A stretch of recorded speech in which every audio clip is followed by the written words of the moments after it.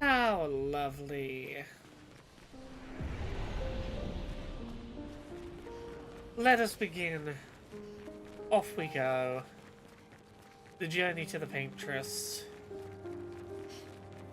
begins on this day.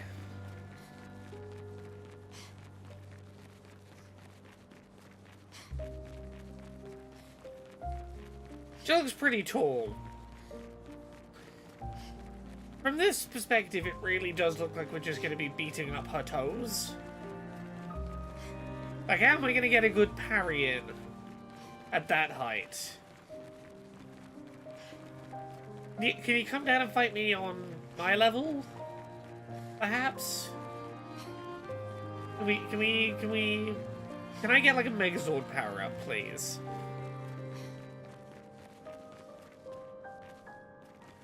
Giant grieving painting goddess lady. Hey, Rule Spider. Hey, Artist Synth. How are you doing?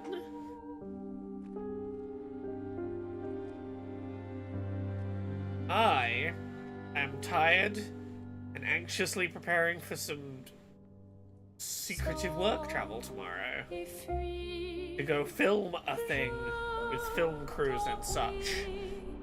Hey, Natlings.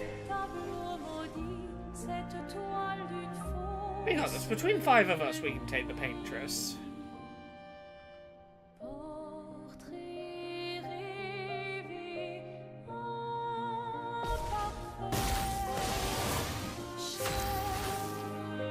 Yep. Time to battle some feet.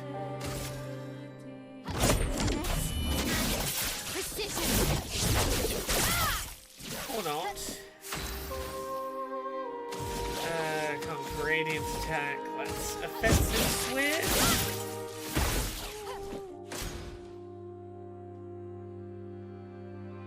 I love that this song we're hearing is such a very obvious nod to Xanarkand, mixed with a nod to Eyes on Me.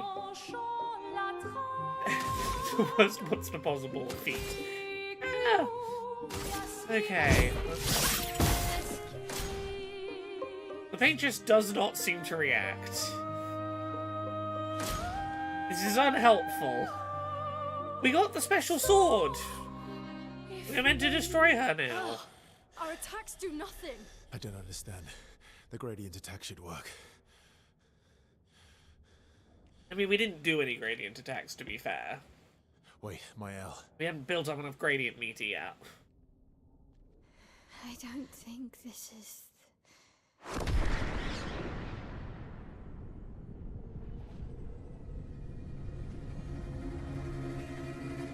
Yeah, that's the paintress. That is the giant lady painting the number on the mountain every year.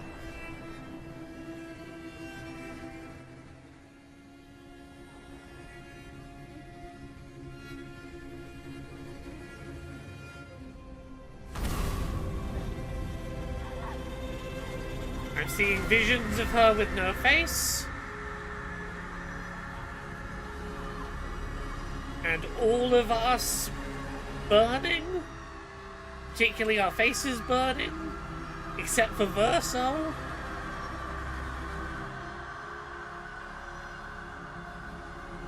Verso coming in to protect Mael, who is burning.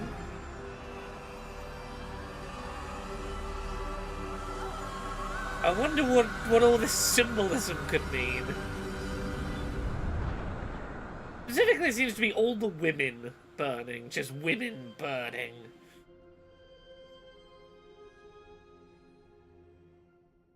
Everybody okay?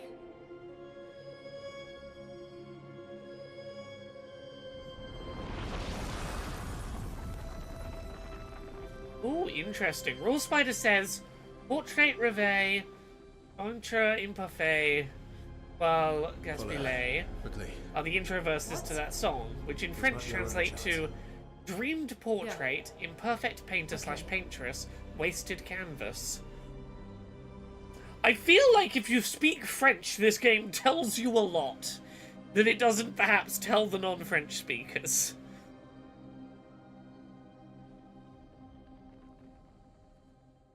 Tara, every game should take a moment to go, Nier Automata was a cool game.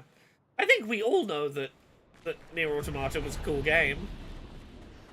We should all take time in our day to... Inside? You know, to appreciate that.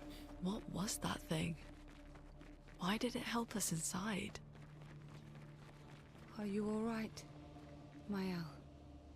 Up there. She's... the paintress. She's up there. What do you mean? I don't know, but I can sense the real paintress. Her heart is above us somewhere. I guess we head up then. Also, yeah, we're gonna have answers to all these questions very soon. Oh, I love the melting Eiffel Tower.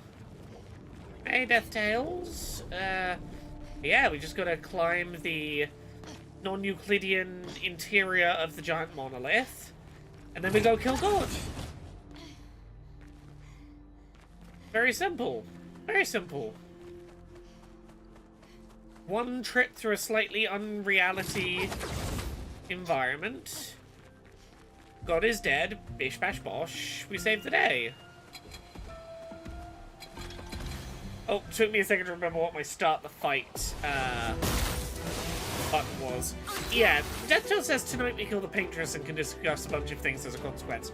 The aim is to kill the Paintress tonight, but I'm suddenly realizing, like, I don't know if we pull that off. We got like 2.5 hours. I can't stream that late tonight because I gotta get up early for my call time for filming. But ooh, there we go. If I have a good run, oh, what are my moves? Parry is what is parry? Oh, I forgot what the controls were for a second.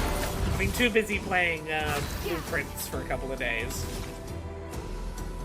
Let's try a... You'll probably die on the turn.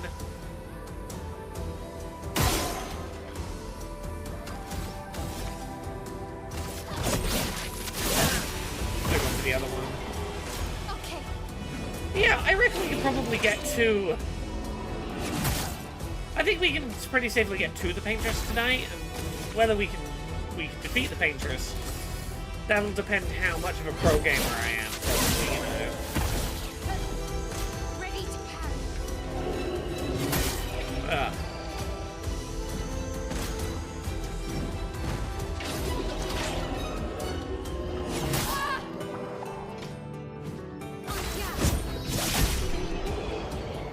There we go, warming back up.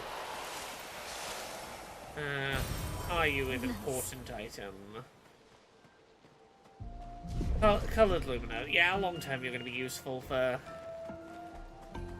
getting all of Mael's best abilities. Okay, hello. A woman standing by a painting in flames. Verso, what was that? I don't know. Fire. Again. Fire again, you say?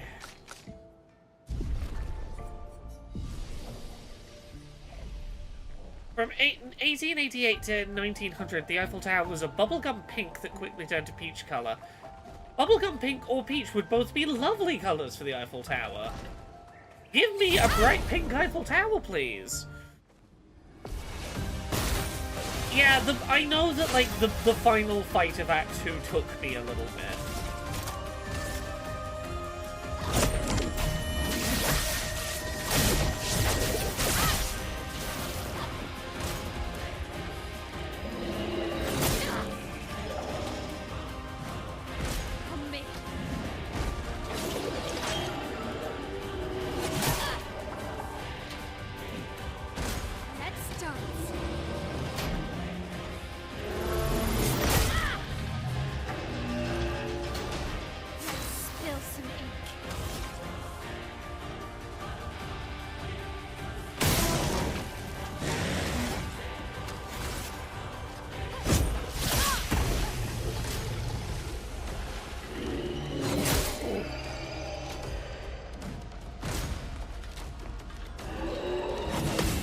There we go, there's the counter.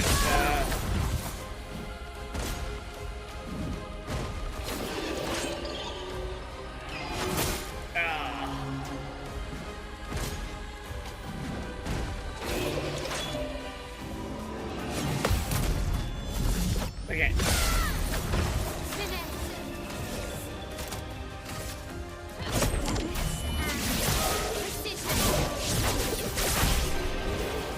Okay, those can go down in a single one of that move. That's good and useful to know.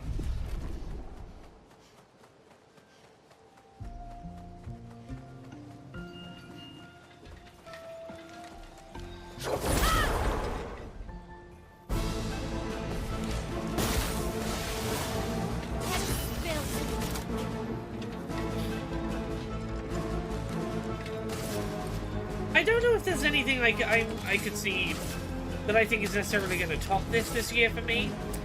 What I will say is there's games that I think could be equally novel in very different ways.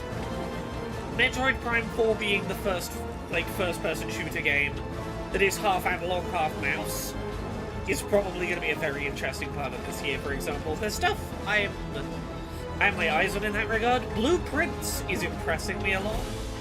But, this is going to be hard company to beat.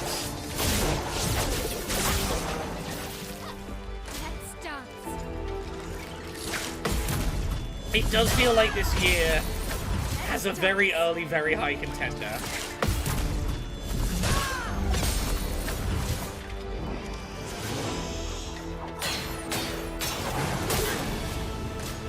Okay. Yeah, I will kill these with the counters.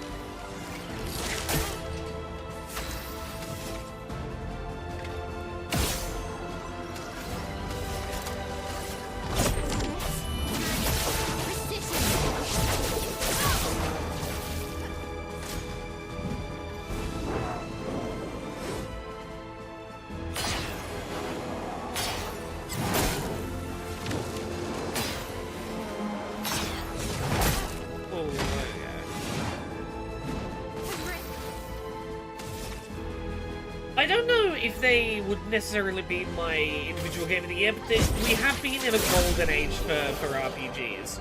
Baldur's Gate 3, Metaphor Fantasio, Expedition 33, but also we add onto their stuff like Yakuza, Yakuza Infinite Wealth, indie stuff like In Stars and Time. It's been a real fascinating time for mechanically and narratively interesting RPGs. Veilguard? Like, I don't want to, I don't. If I say Veilguard, I have to be like, bias is on the table, I worked on it. I do think I think Veilguard is a fucking masterpiece, but of course I would say that I'm biased, I worked on it.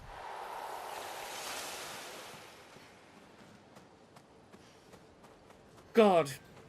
Every now and then, I stop and remember that I got to work on Veilguard, and I can't quite believe it. I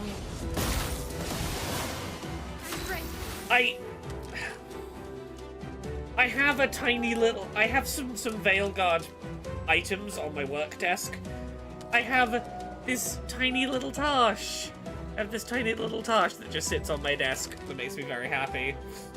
I got a couple of little things like this on the desk where I'm just like, yay! Alright, what am I doing? You got 3 defend yourself points. Ooh.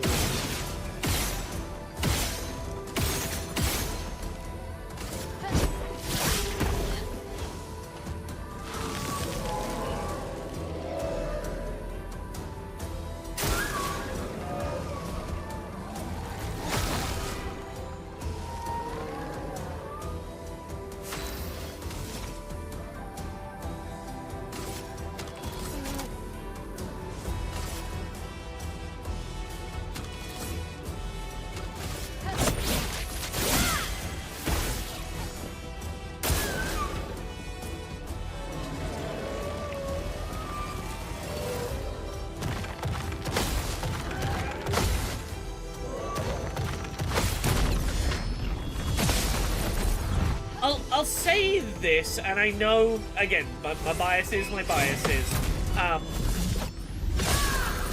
personally prefer Veilguard to Baldur's Gate 3, and I say that while recognizing that Baldur's Gate 3 is undoubtedly the more impressive game in terms of, like, what it achieved, in terms of being sort of peerless in what it did.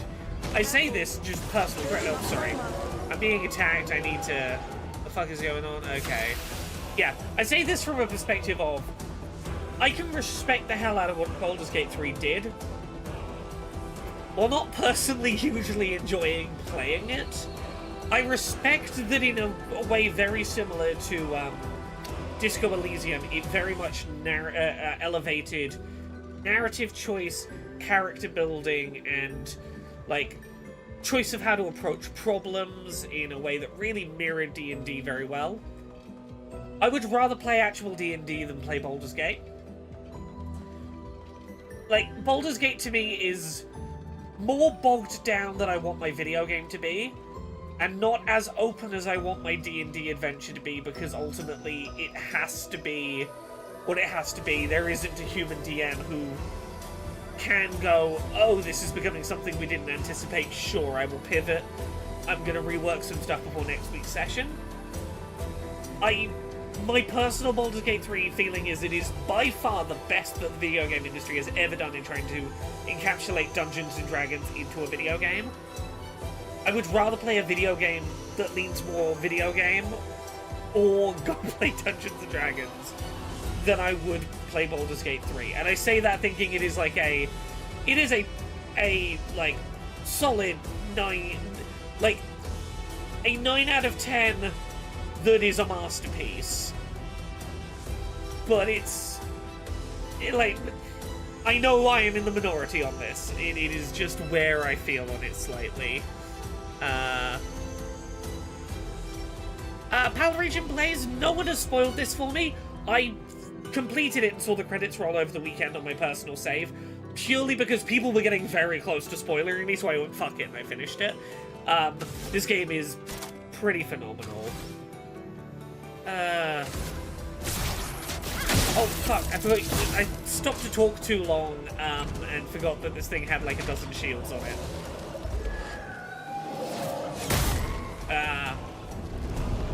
Oh god, what are you charging? ETH Demon? I 100,000% understand people who are like, Baldur's Gate 3, best game of the generation. I completely and utterly understand their argument. I think it is one of the most valid arguments you can make about a video game that you could argue that for. Personal tastes are what personal tastes are. I can recognize that it's game of the generation material that I did not enjoy as much as other people did, you know? PAL Region Plays, I would be doing New Game Plus if I didn't have other games I had to be playing for work to, like, have opinions of, which is why I'm streaming it so I can justify playing it a second time, and that could be work time.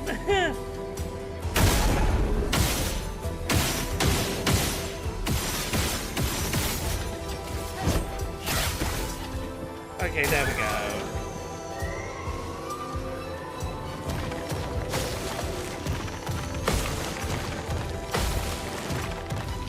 Oh, this isn't so bad. If I'd realised what this was, I would have dodged the first. Oh, easy. There we go, I'm back in.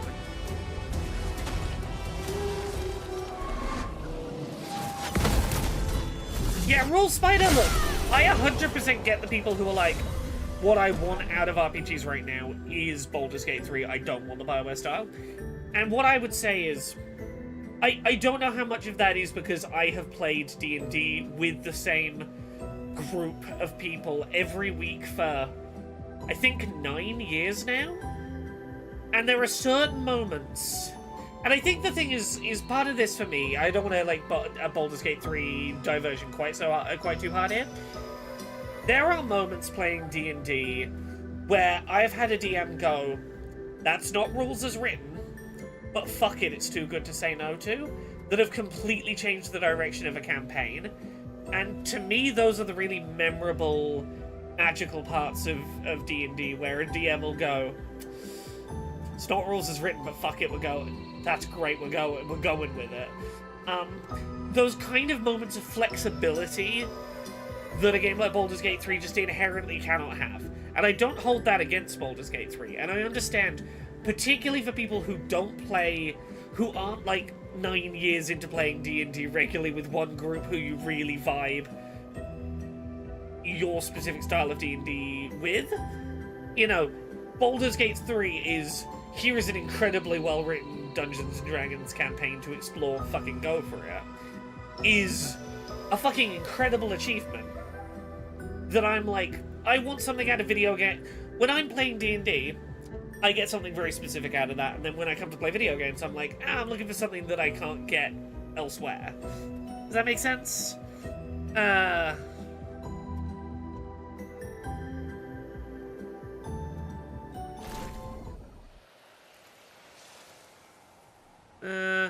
May I ask a press question? Are Nintendo being stingy with review units for the Switch 2? Are they sending any at all? I got an Amazon pre-order and can't wait to play with the family. So, I will say, for clarity, I have no insider information here. Like, I'm not saying this from a position of knowing people who have review units under embargo or anything. This is... I will tell you one source I am basing this on that is public info, which is the Kit and Krista podcast on YouTube. Kit and Krista used to be the hosts of a official Nintendo show called the Nintendo Minute, on Nintendo's official YouTube accounts many years ago. They were Nintendo employees for about 15 years. They worked together. They eventually left Nintendo. They work together. They now run a YouTube channel together. I would recommend checking out their content. They have talked about the fact that they believe that review units for the Switch 2 will be incredibly stingy this time around. And their reasoning, the long and short of it, boils down to Nintendo is very protective of who they send review hardware to in the first place, which I can attest is true. I am aware of this. I've heard stories of people getting sent, like, we're going to install a safe in your office, and that's where your Nintendo review system lives when you're not imminently using it for review during the review process, and we reserve the right at any time to come check whether you're keeping it in the safe. I've heard stories like that over the years, and, like, to hear that they're very protective doesn't surprise me. Given how bad leaks were around the Switch last generation, and I recognize I'm part of that problem, Nintendo apparently got very worried about leaks, and, like, that has made them more cagey about who they give review access to. But also, and again, this is Kit and Krista's opinion, and I think they're probably right here, is off the back of the Switch 1 is about to be the best-selling console of all time, the Switch 2 pre-orders are selling out across the board, it's exceeding Nintendo's internal estimates of what they thought it was going to sell at launch. They are probably in the position of, we don't need to risk sending hardware to... We don't need to spend the money to send hardware to people. People already want to buy it, and opinions will surface when paid units arrive to people. If we send, like, 3 units out, we send one to a big tech reviewer, one to, like, IGN, and one to a big magazine, that'll cover our pillars of the segments are getting coverage. And, again, I don't know any insider information here, but what I will say is this.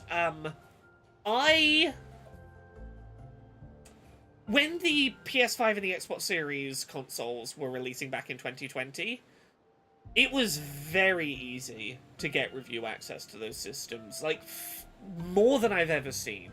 Particularly, like, accessibility coverage, the niche I'm in. Even incredibly small gaming accessibility blogs were getting approved for review units. In a way that was very positive. I, in no world, think that will be the situation with Switch 2. I think there's a lot of factors that Nintendo will be very selective about who gets review hardware.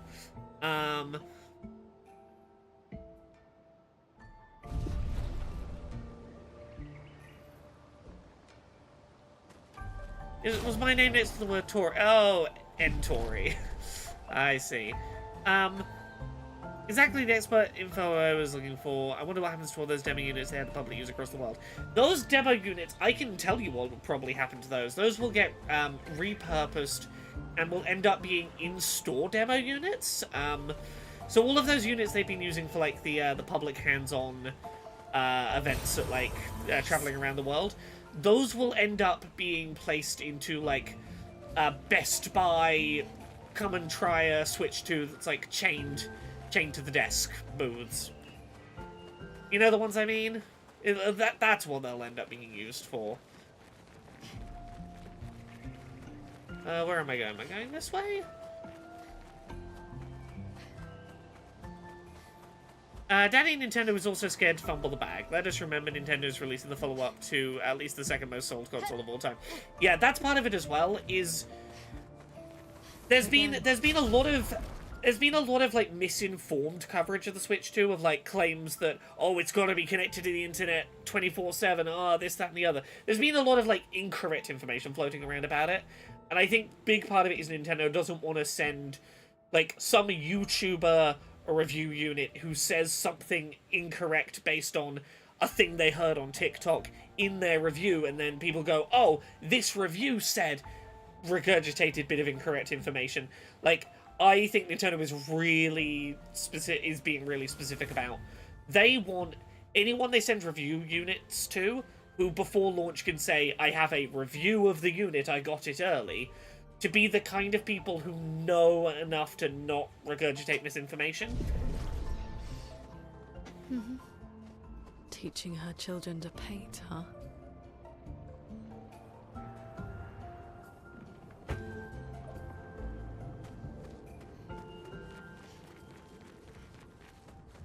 This way.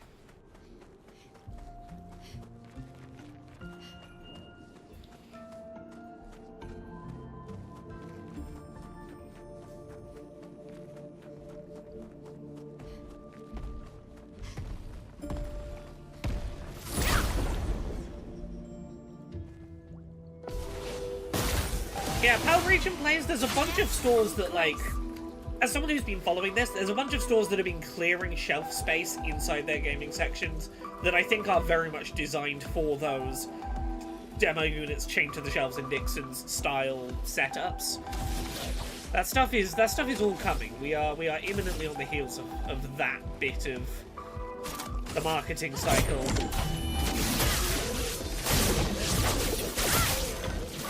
You know what? We're doing a lot of fighting right now. I'm going to turn the music down a little to talk over it.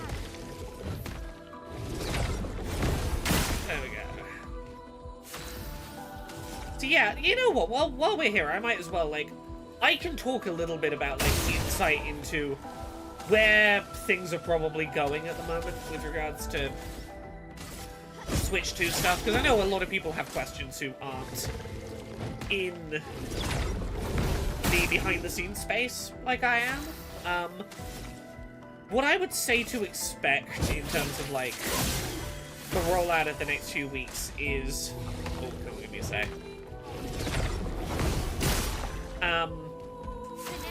So, if you keep an eye on social media and you follow a lot of people who are, like, games reporters, you will probably notice a few people going on work trips this week. You know, maybe like, oh, so-and-so host isn't on the podcast this week, or things like that. And what you're looking for there is people are probably this week, because we're like, what, 3 weeks out from launch.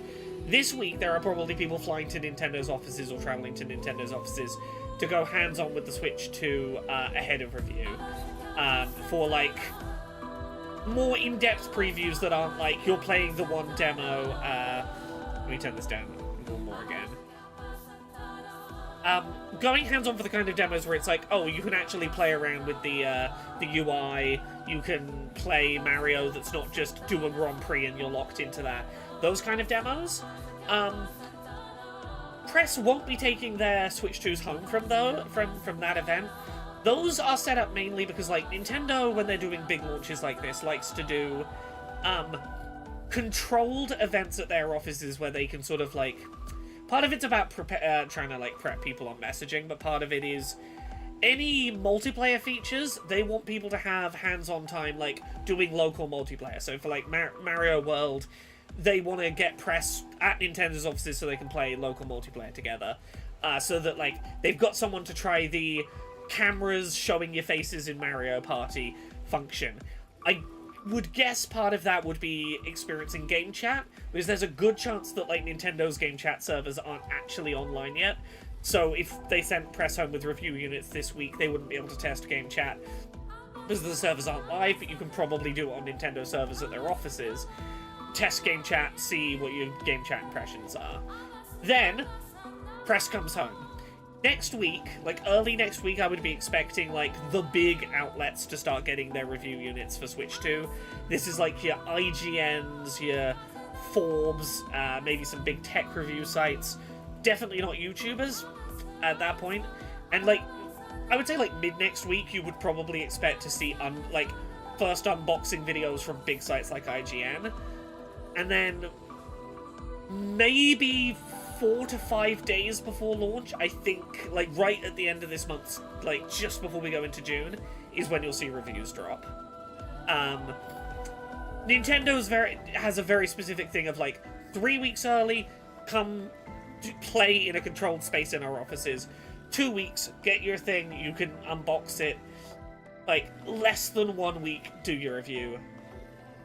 That's generally what I would expect the timeline to be. Raw Spider says, my hubby's passing by and saying, you know what, I can't wait to try on the Switch 2. The mouse mode on Civ 7 port for Switch 2, so I want to see how pleasant it'll be to play in tabletop mode on a train. Funnily enough, I have been reviewing, and I've not put my video up yet, but I've been reviewing different types of Switch 2 mouse mode grips this week, including the one that I put a video up yesterday about how it's not good for Metroid Prime 4. But I have mouse that you can put your Joy-Con in. I have many different designs of mouse you can put your Joy-Con in. And, yeah, I'm not a person who would pick up Civ at launch, but I kind of want to just for mouse mode, playing around at launch.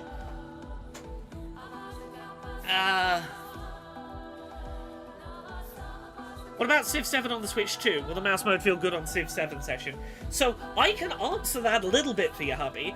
I played about 25 minutes of Civ 7 at the Switch 2 hands-on. My big takeaway, it's the best experience you're going to have on console playing Civ.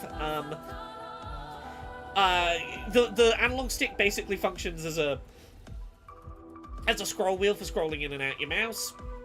It's a very responsive, very accurate mouse. It works on your lap. You don't need to like necessarily be sat at a desk or at a mouse pad. It runs at a good, solid, like it seems to be running at 60 FPS.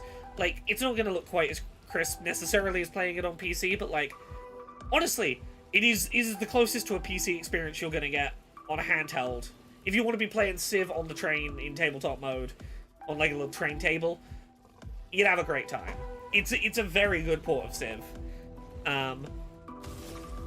There you go. There's an answer from someone in game talking about it.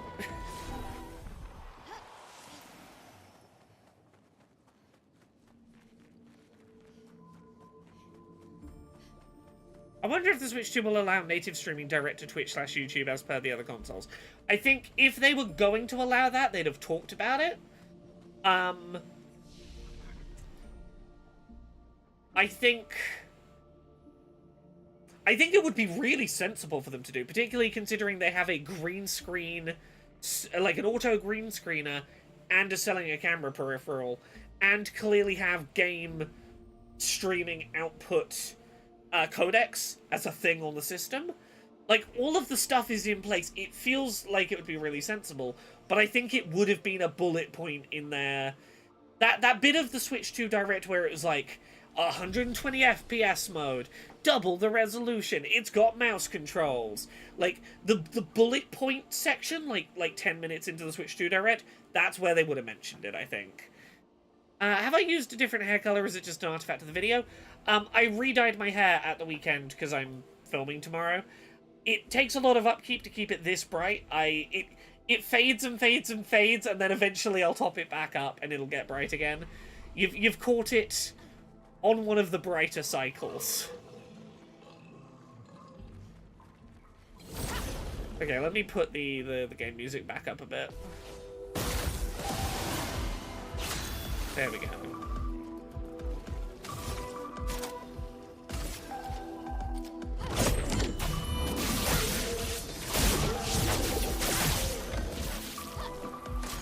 Yeah, this is the thing.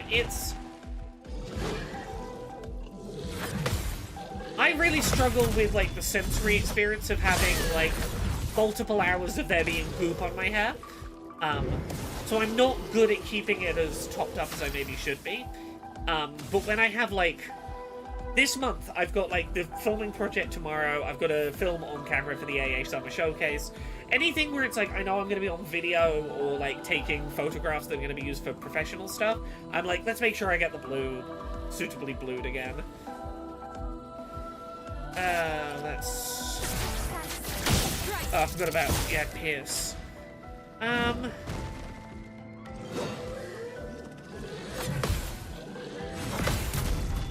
Hubby said, thank you for the answer. It's legit the only thing I'm hyped about for Switch 2. I'm a big 6, 7, and 2-point games head. Cool. The Switch one was nice to have some quick game sessions, but the ports were made in a lackluster manner. I hope the extra oomph for the extra juice of the Switch 2 will make port play more smoothly. Yeah. I was playing Street Fighter 6 at 60 FPS, and I couldn't have... Like, to my eye, it looked better than the Series S port. I don't think... it's gonna be a huge concern. Like, it feels like the number of, like, concessions that need to be made to get games running on the Switch 2 is way lower. Also, 2-Point Museum, I believe, is announced for Switch 2, and the footage they showed looked pretty good. I imagine that will probably support mouse mode too. I would have to imagine.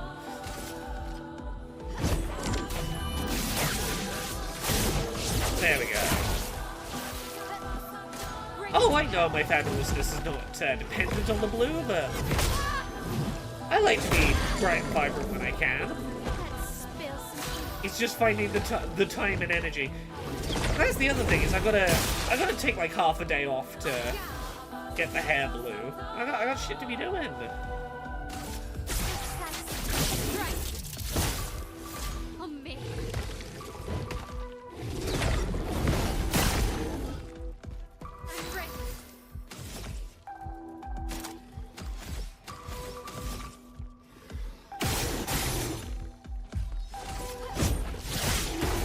Oh, there we go.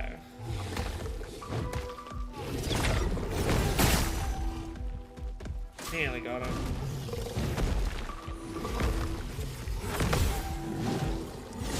Ah. Okay.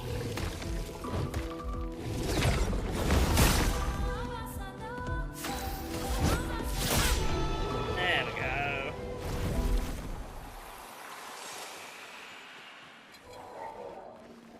Yes, glad I can help answer these questions for people, because I know, like,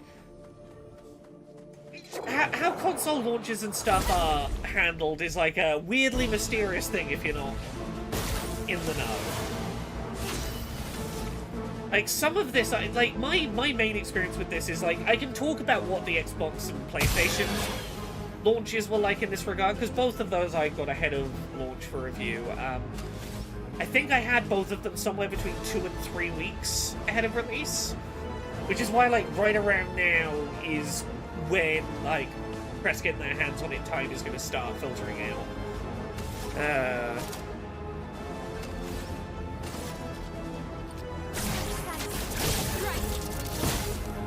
What do we got?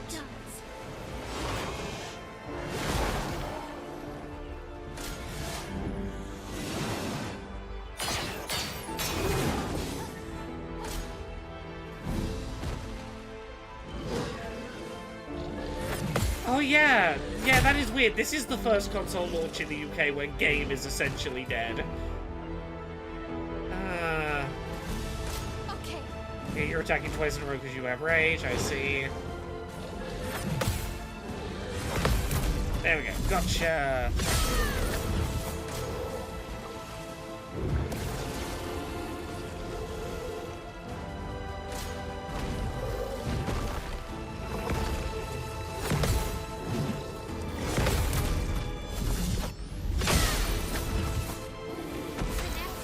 Grace.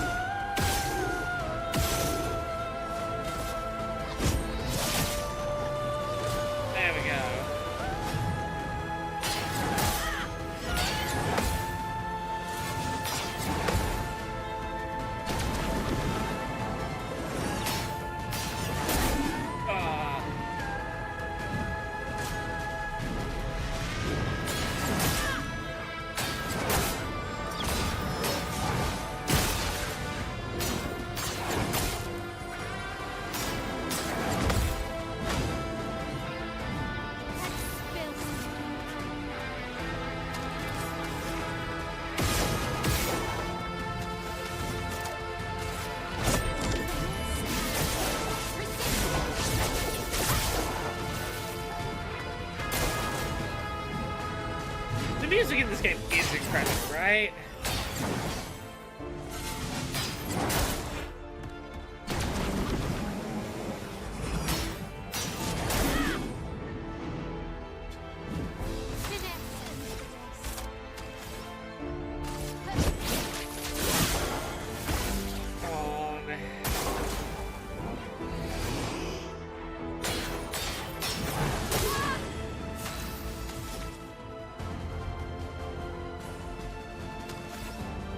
Oh, you are burning. No, I can't do that.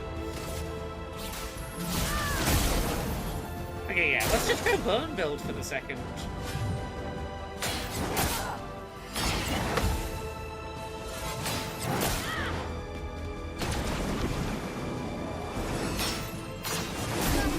Still too early, still too early. Ready to parry. I can do it. Yeah, console launches are really weird to cover because, like, I can talk a little bit about this, as I say, from the PlayStation, Xbox ones, and that was worse because they were coming out like within a week of each other. So there's double the problem here. Trying to find time to form an opinion on a piece of hardware that's going to last for like 5 to 10 years, plus find the time to play through multiple bits of launch software and work out, like, how much of this just feels cool because it's new and exciting and on the new thing? How much of this is indicative of, like, long-term quality? Particularly because, like, you look at somewhere like an IGN, if they only get sent one review unit of the Switch 2, that means only one reviewer at a time can be working on reviews of games. It's not like you can have different people working on different game reviews if there's only one unit of the system in the office. Same for me as a solo person trying to cover things. It gets real funky real fast. Right, what are we doing? Trying to get Swift Stride?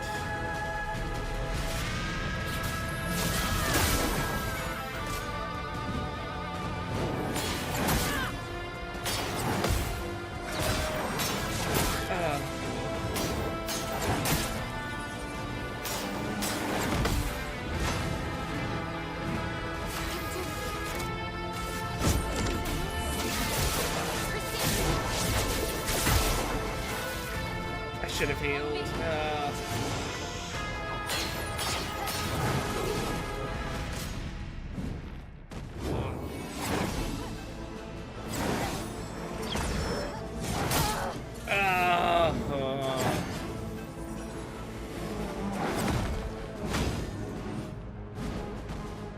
Fine, I'll send the backup team in. It's so close to being done with this fight. Your turn to dance.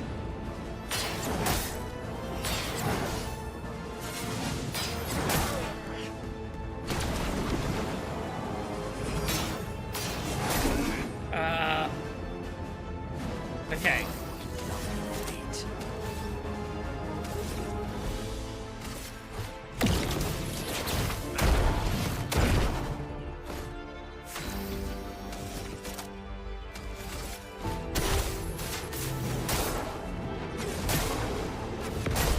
God, did it. Got it.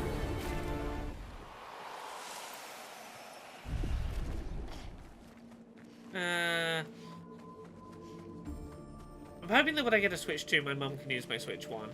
Yeah, I think there's going to be a lot of people donating Switch 1s to, be it younger family that don't have consoles or older family that, like, there's part of me that's like, I feel like my mum would get on very well if I was just like, here's my Switch 1, I'll log into my account on it so that you can use my games a little bit, but like, if I lent her my physical collection, there's a bunch of like 2D platformers I think she'd very much enjoy. I can think of a lot of my she used to play games. She owned a Game Boy Advance SP for a while and definitely had her games she was very into. Ooh.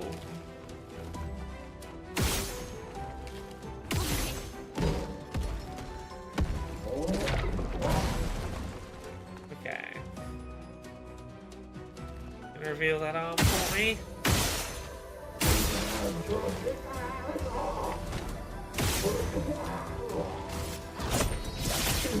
Big sack of Patat's arm is destroyed. Oh. CEX are only going to give £122 for my Animal Crossing Switch. That is not great, but that's CEX for you.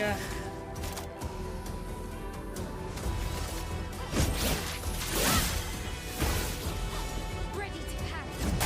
Oh, fuck. Ready to parry.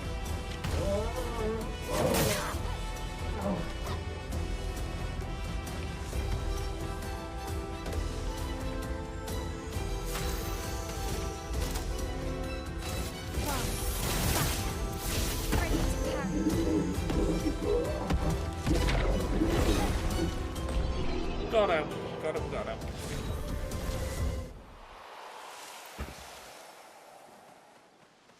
Yeah, I am with everyone else finding the money to pay for my pre-order.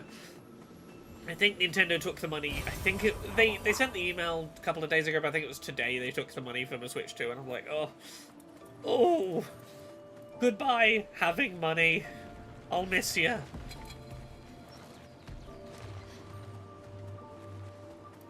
Like, at this point, even if I get approved for a review unit, at this point I've already paid for a Switch 2.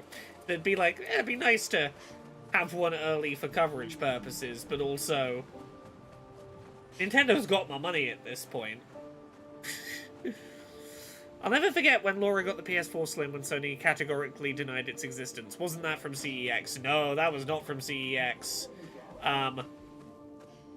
I cannot tell you where that was. When did I post that review?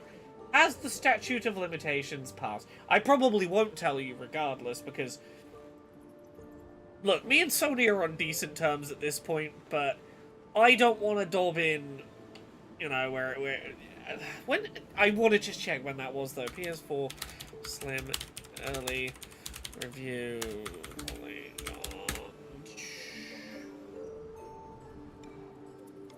2016. God, yeah, that's nearly 10 years ago. Fucking hell. Oh, that was in the really shitty flat. That was in the really shitty flat. I was wearing my baggy CR t-shirt in the kitchen. God. Yeah, okay, give it another year, and maybe.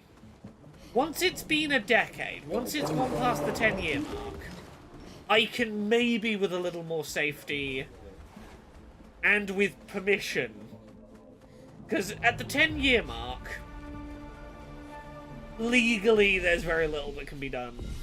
And again, I'm making it sound more illegal than it is.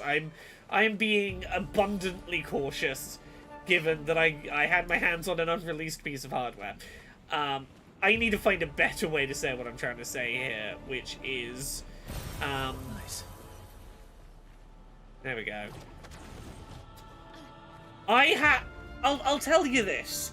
I had to go meet a stranger in a town I was not familiar with a handful of cash, and very little more than a couple of photos to guarantee this thing actually existed, to do a sly public handover of cash for a box in a bag that I couldn't really stop in the middle of the street to, like, thoroughly check the contents of the box was what it purported to be, particularly because I was going to do an unboxing of it. So I had, like, I had to a certain degree, leave the packaging unexplored. So yeah, it was not a CEX, I will tell you that. I will say this for you, though.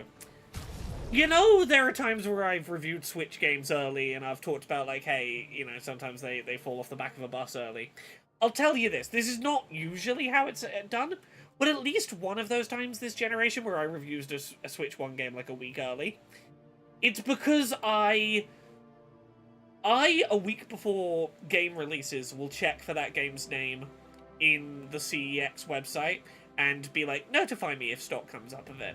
And sometimes one random store somewhere in the country will get one in pre-owned stock like a week before release. And usually, if you don't make a big deal about it and you order it for in-store pickup and you go to that store, they don't seem to say nothing, and you walk off with your game. It's not happened frequently, but there's been a couple. There's been a couple of games where that's been how I've gotten my review copy. Oh, Foxy Meadow, I'm sorry someone ruined it for you. Or spoiled it for you. Okay, Raw Spider says, still coming from hubby.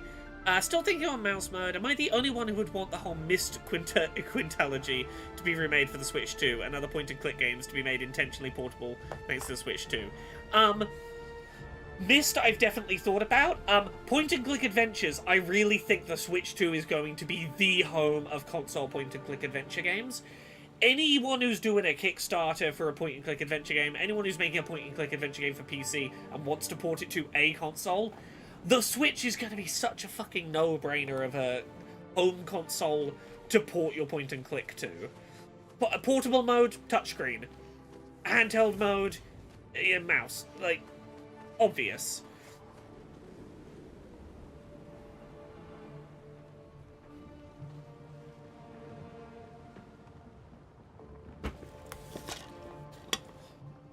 But yes, as I say, the PS4 Slim was a handover in a public location.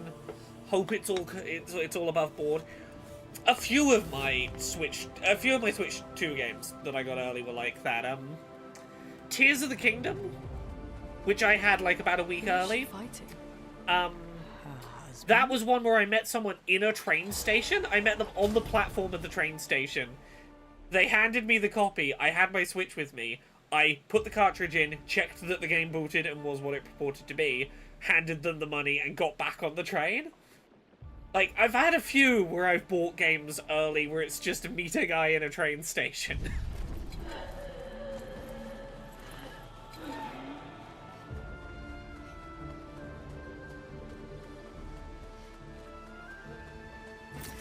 Good stuff.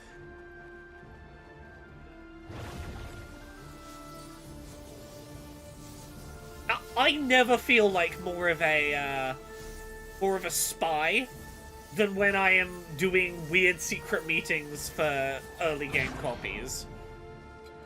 Oh! Oh, it's one of the mimes! I don't think I ever found this mime in my first playthrough. Plus also I get to go on trains. Yeah, there are a few feelings more painful than, hey, I'm not gonna, like, Tears of the Kingdom, I got 2 copies early, so I was like, hey, me and Jane, we can play it early. But that was like, I promised I would wait until we were both at home together and we would start it together, so we saw it together, which meant I had, like, a 2-hour train journey home with 2 copies of Tears of the Kingdom in my pocket, and a Switch, because I had to check the cartridge was legit. But not being allowed to spend that, like, 2+ hours playing Tears of the Kingdom, I was like, oh. Oh.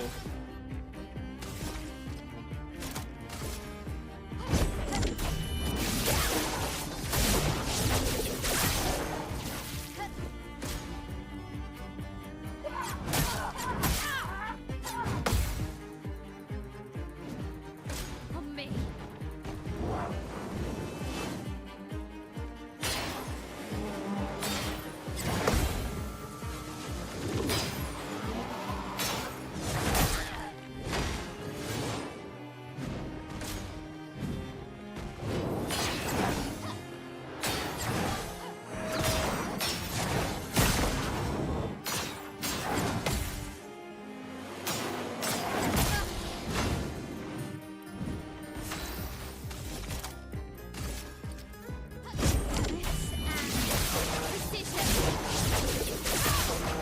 Oh, so close to a kill. Ready to parry. Ah.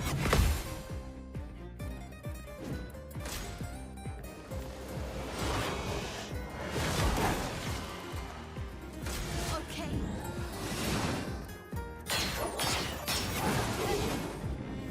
Let's dance.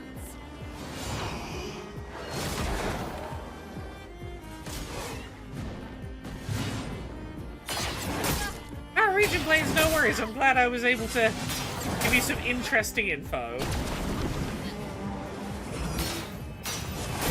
Ah. Okay. Okay, I can probably just kill you with a single shot. Yes. Okay, so now I need to start focusing on...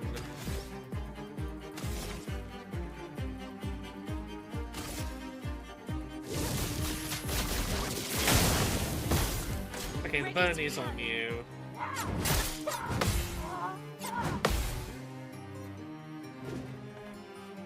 East Demon, I dodge when I know I can't handle a combo, but I try and parry whenever I can. I am big on trying to stand firm parrying.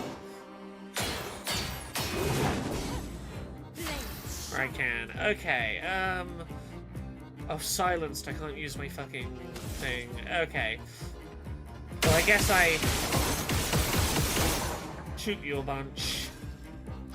Stab you. For now. Yeah, there we go, there we go. There's the counter. Okay.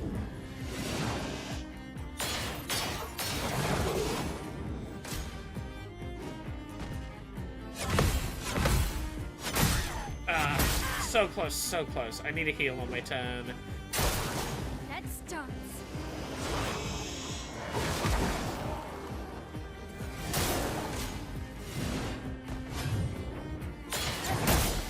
So close. Really should have healed like a turn earlier than I did. The super bosses I did in my own playthrough, yeah. Okay, I'm not going to send in the reserve team. I'm going to retry this fight because I know I can do it way better.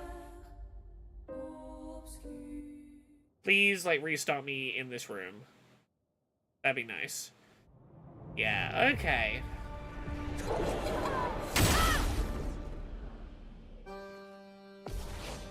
Okay.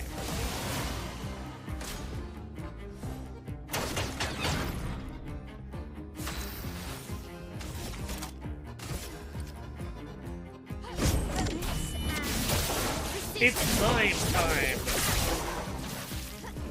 Yes, I'm ready to reach the point where this brain gets broken. We're a ways off yet, but it's satisfying when we get there.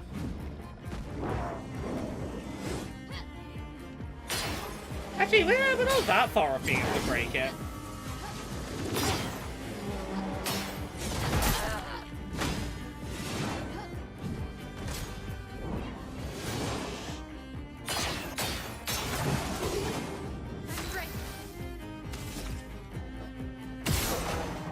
Give one shot, then floret.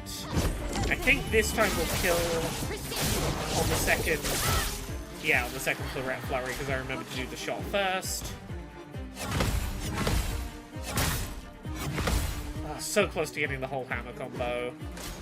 I'm up to 11 million damage in a single hit on my personal playthrough.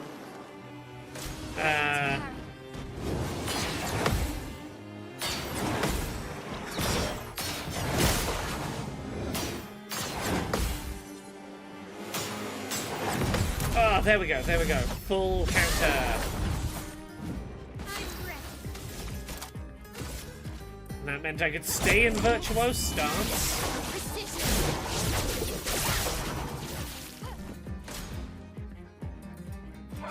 Oh, ah!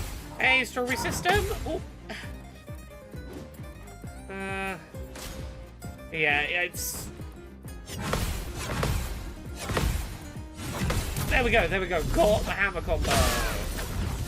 Not that it really matters because the shields are all still up, but I wanna practice my my timings for once we've got my shields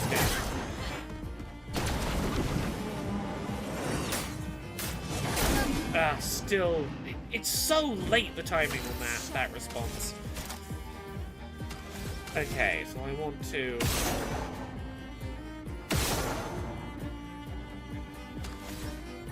And this is essentially a French JRPG about grief. And super cool parry mechanics. Let's stay in Virtuose. Okay. Okay, here we go. Okay, I'm gonna get rid of these shields, and then we can start actually fighting the mine. There we go, there we go. Got the hammer time again.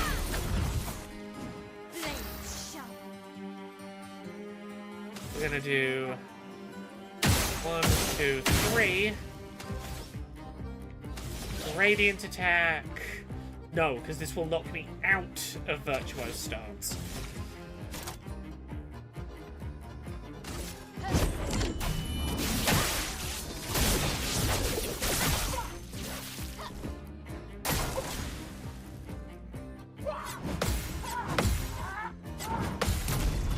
The counters are going to be where I get my decent damage in here. We want to stay in Virtuos as long as we can. Now that we are through here, the break is applied.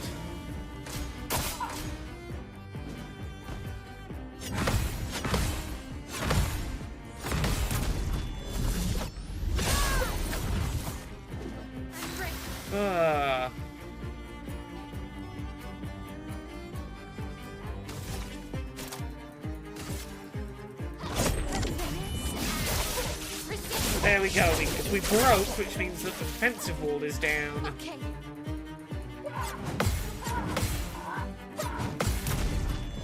Which means that now we're going to be doing full 9999 each counter.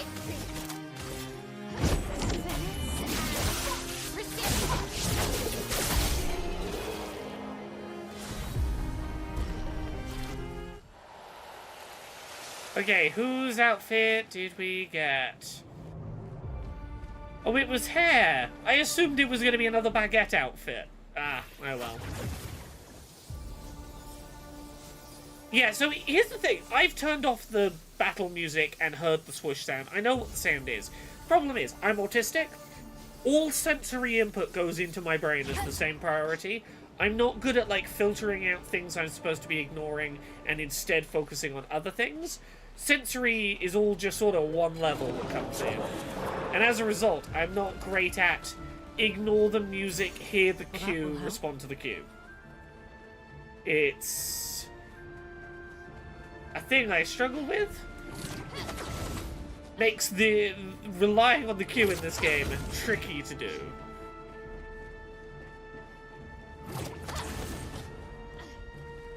Here we go, we're near the top. What time is it? Okay, it's like 10:30.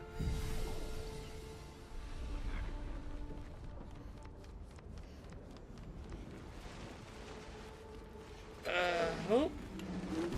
Oh, we can try fighting you.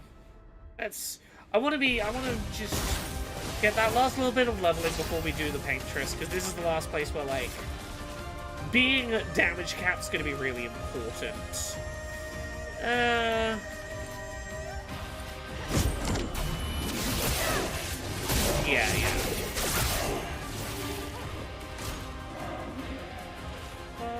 Okay, we're hitting all the 9s reasonably. We're probably okay already.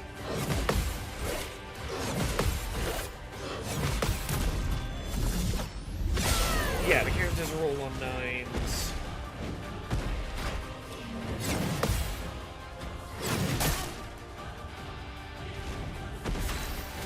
Okay, you're gonna die from just one. We're gonna hit you for one. Shouldn't have bothered. Oh, maybe I should have. No, I should have used it on the other enemy.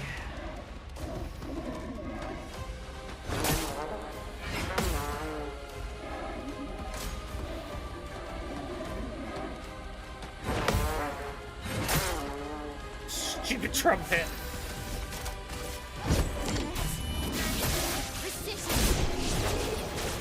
Ooh. Okay. We're getting near. We're getting near to the Paintress. I'm certainly tempted to be a little bit like avoid some encounters I know I definitely should be doing. Just because I kind of want to get to the Paintress tonight. Because it would be nice to get to the point where we can start talking about some stuff. Which kind of needs me to finish this section of the game. Oh. Oh hey, yeah, we are revisiting all the places from our adventure, and this sure is Gustav's grave, huh?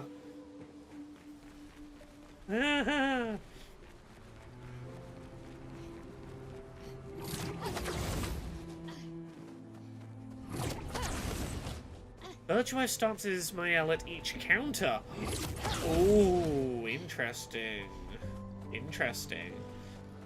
Metal Chocobomon? Can I chill here? Need a safe space. You are more than welcome to come chill here for a nice safe space. I'm sorry to hear you had a rough day. I can promise you here, good and chill. We are currently mostly talking about inside baseball, behind the scenes specifics of Switch 2 reviews, and how this French JRPG is very good. So, nice and chill here. Right, can I get any more upgrade points into my L? Yeah. Let's get some into agility. A few more into defense.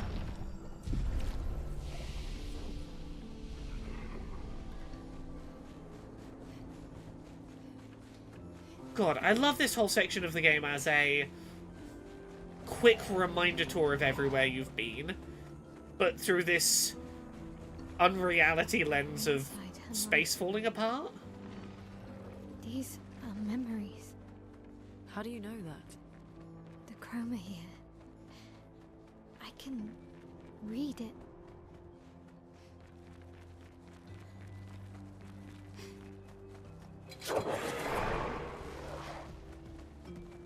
I think someone figured out anything below A might is better. You're not wrong, but here's the thing. I'm soloing as Mael, so I need Mael to have as much health as possible. And even without focusing on might right now, Mael is doing 9999 damage on attacks. And as such, I can afford to not be focusing on might and to be focusing on defense. Because it's getting her where she needs to be at damage cap, while very heavily boosting her her survivability. Like, long term, once we get past the damage cap, yeah, maybe I wanna rejig my my stats, but I need to get, where is it? Oh, I need to talk to the train kid, don't I? Oh, I think this is taking me to the top. Lumiere is the next stop. Yeah, take us there. Gosh, yeah, we are really heading to the end of this.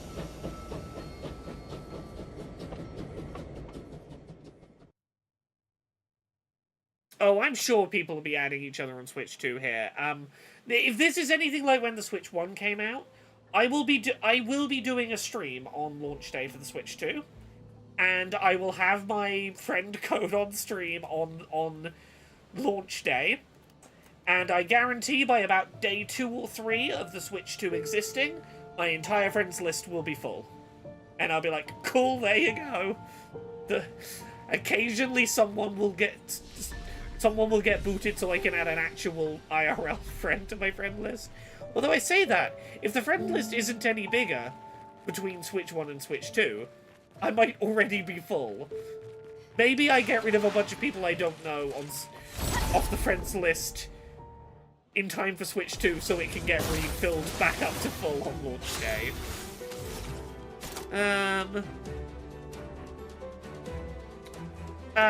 Metal Chocobomon? You can add me brackets, currently my Switch friend list is full and I don't have my friend list here to know how to add people. I will put it out somewhere on Switch 2 launch day, and it'll be very much first come, first served who gets requests in. Right. Oh, these fuckers.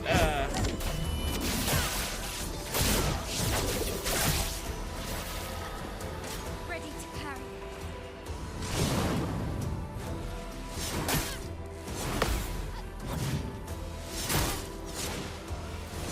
Let's say a year into Switch 2, Mario Maker 3 comes out and it's Mario Wonder Building Kit 2, yay or nay. Oh, sorry, let me stop getting murdered for a sec. So, Mario Maker 3, I guarantee it. Mario Maker and Mario Maker 2, incredibly high sellers. Great, like, long-term retention games for Nintendo. I guarantee they're looking for an excuse to make another Mario Mario Maker. Mario Wonder is a 2D tile set that you can have play like the old Marios, but look like a new coat of paint. I would be really surprised if Mario Wonder's tile set isn't the big selling feature of Mario Maker 3. I think it's a very obvious way to go.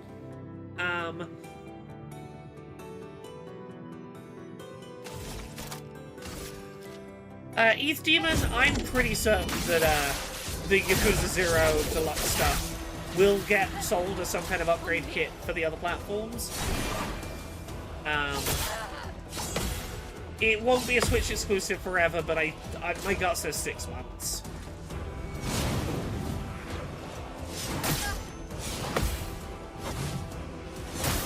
Oh, there we go.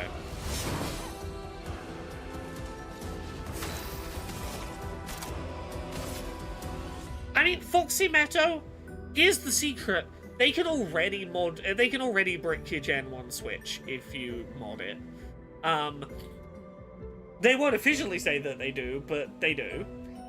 What I would say is, if you're installing a mod chip on your Switch 2 at some point, just play it in offline mode.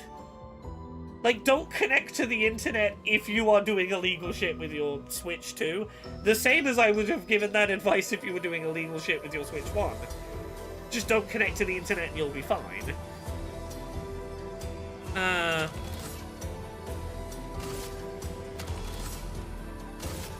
Yeah, this is what I was doing. Yeah. Oh, very Dance with Boreal Valley for sure.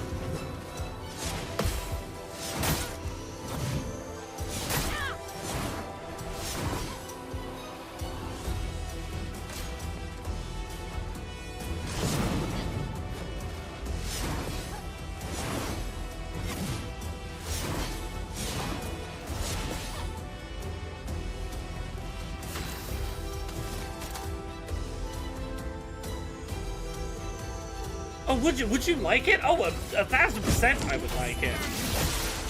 I'm not a great maker of Mario Maker content, but like, there we go. Yeah, I enjoy playing its content a lot, and it seems like such an obvious no-brainer for mouse mode support.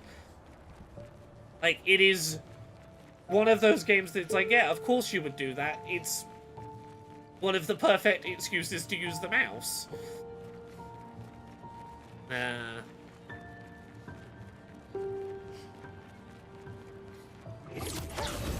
have never done an illegal thing before with a piece of hardware, ever.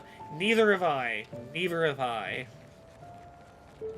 I certainly don't have a different Switch 1 that I purely have for, like, when I want to play Scarlet and Violet mods. I don't understand. Or whatever. Verso? You okay? Yeah, fine. Let's keep moving. We're almost at the top. Here's the thing, Sega, if it was coming at all at the same time, the Yakuza port, to every platform, they would have announced it. Like, their press release would have said already. The fact that they haven't mentioned other platforms to me says Nintendo paid for a short period of exclusivity as a, we want a core gamer pillar that we can advertise, and this was the one we paid some money on.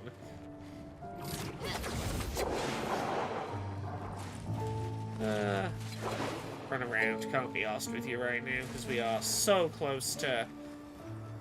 Ooh. Charlotte, 17. We finally installed the last set of grapple points, with only days to spare. And for the first time, I feel real hope. This is our gift for all the expeditions to come. I am incredibly proud of our team. The interior of the monolith is perhaps the harshest landscape we've encountered. The final set of grapple points were excruciatingly complex to place and required painstaking focus and skill. But we were bold. We were ambitious, and we refused to stop. There's no other group of people I'd rather be with, and it is an honor to die by their side. It is fitting that we greet our end together within the monolith that has loomed over us for so long. Though this Nevron has won the battle, the expeditions shall win the war. Tomorrow is here. I fucking love this diary entry. The expedition that set up all the grapple points and was like, we can't fight the painters, but we got as far as the painters, setting up grapples for everyone else. ETH Demon, I have theories about why Nintendo has, to my suspicion, paid for exclusivity on Yakuza 0. I have some thoughts. I think Nintendo wants to position Yakuza as their Bayonetta style. We give you some money, you closely align yourself in a way that, like, is good for us. And I'm not going to dig into it today. I have thoughts about... I have theories about why.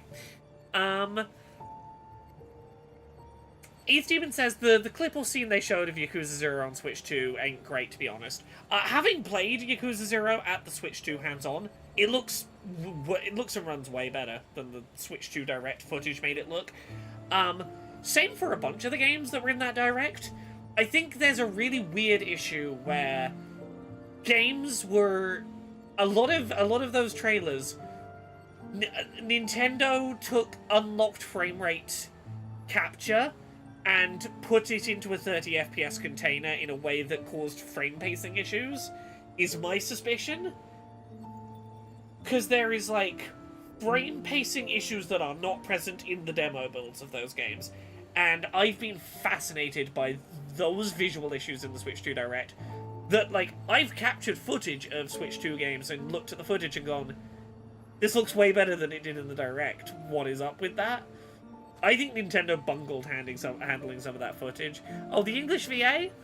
I mean, I'm a fan of the English VA in the more recent ones. I know it's not to everyone's tastes. I enjoy the English VA. Plus, I wanted an excuse to stream Yakuza 0. We're probably going to do that when the Switch 2 launches. It's so much easier for me to stream a Yakuza game if it's got English voice acting than to... Like, for streaming purposes, English voice acting is a godsend. Expedition. Okay, I'm in a wall. Okay, fine, I'll fight you.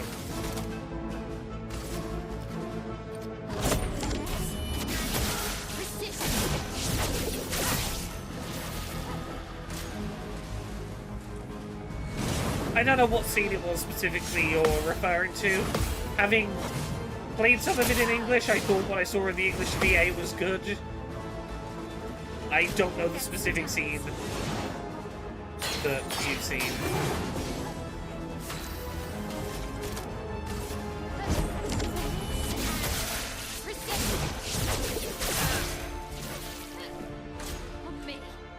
Okay, let's do this.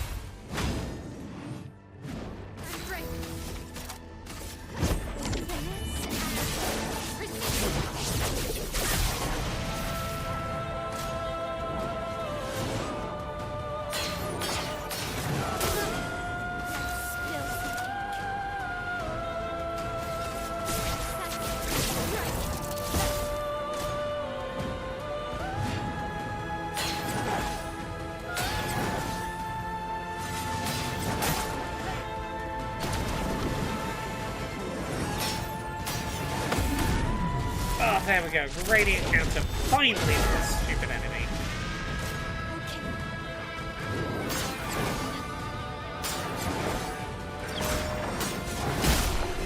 There we go. Got him, got him, got him.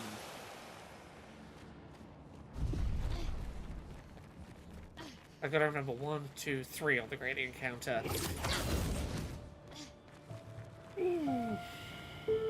Okay.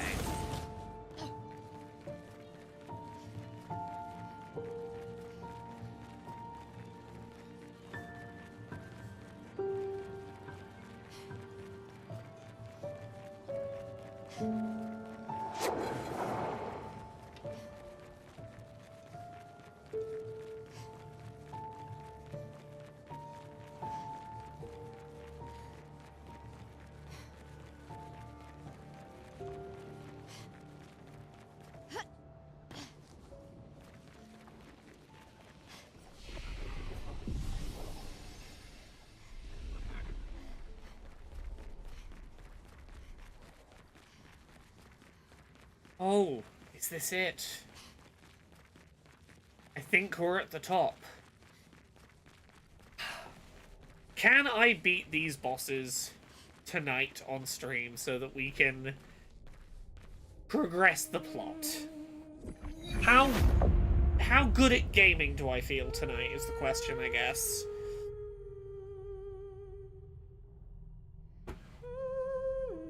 Am I one of them elite pro gamers?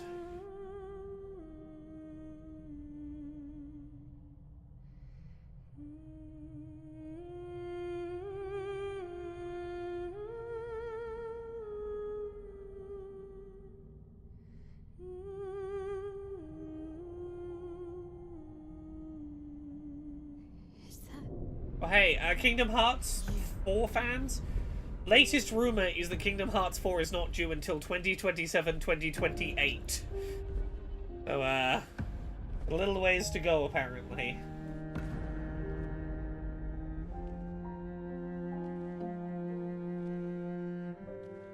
Square Enix is planning a switch from quantity to quality, a 3-year stretch where they're going to have no mainline games coming out, while they reassess. The pain of losing you, she made me inherited. Punishment, perhaps, for not being there when it mattered. I refuse to lose my son. That son was a stranger. But you're not. You're not. You lost me years ago, and I lost you. So you leave us no choice. Sorry, to be clear, no mainline Final Fantasy, Dragon Quest, or Kingdom Hearts in the next 3 years. I'm tired. So trust me. We are your family. Family is complicated.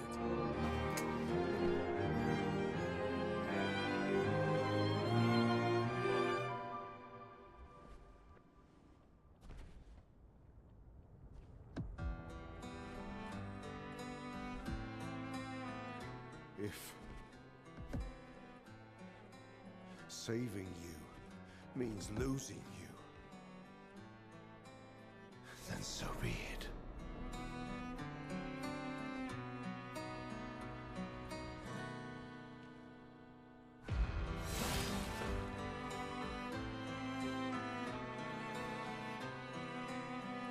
We only need to incapacitate him. We'll find a way to kill him.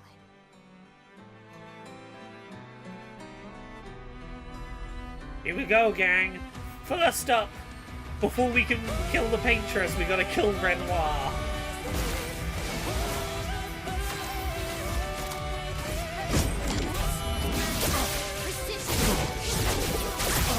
Okay. Ready to parry. Let's start.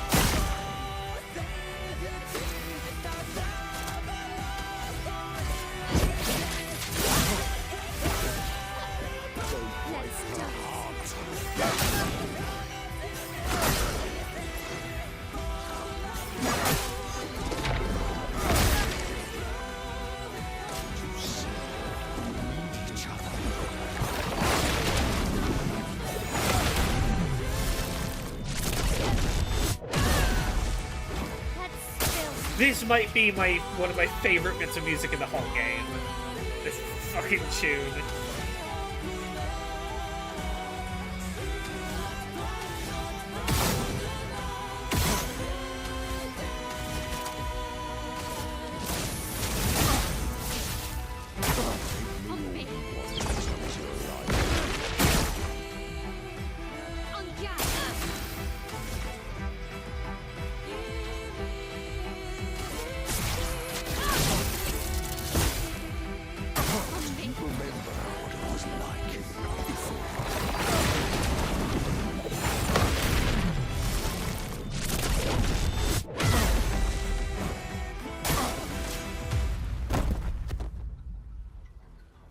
Your sister deserves more. Okay, phase 1 down. Time for phase 2. There's a dog now.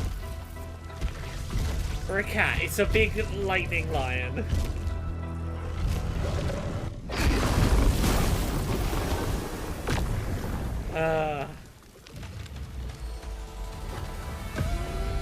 His lion-sing. Don't turn away from us.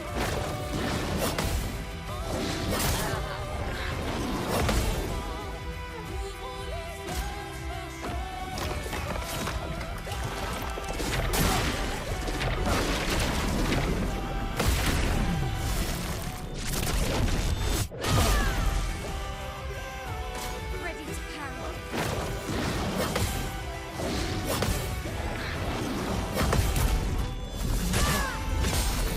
The dance begins.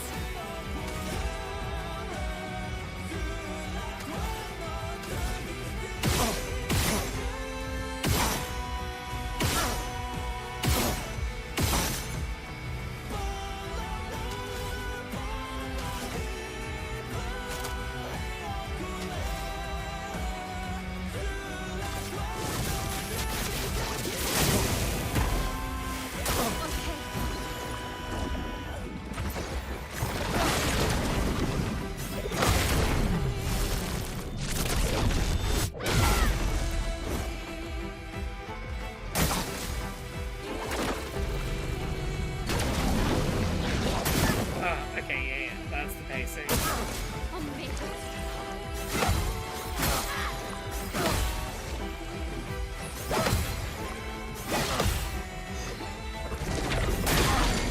Oh, okay, yeah. That's the one where I need to not get stunned. Yeah, okay, I remember. Blades sharp.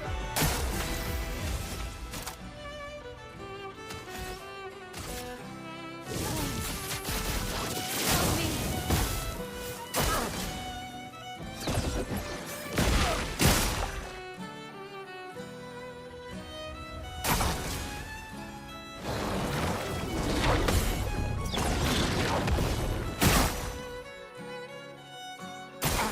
Okay.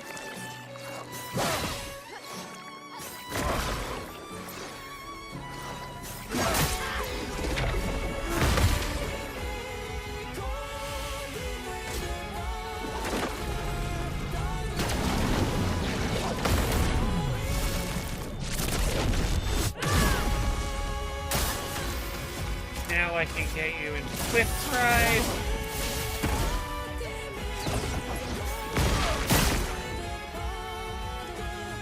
Oh, you weren't still burnt. Fuck, okay.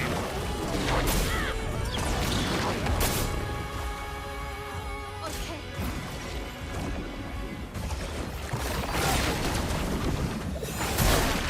Yeah, counts too early, that's on me. Ready to power.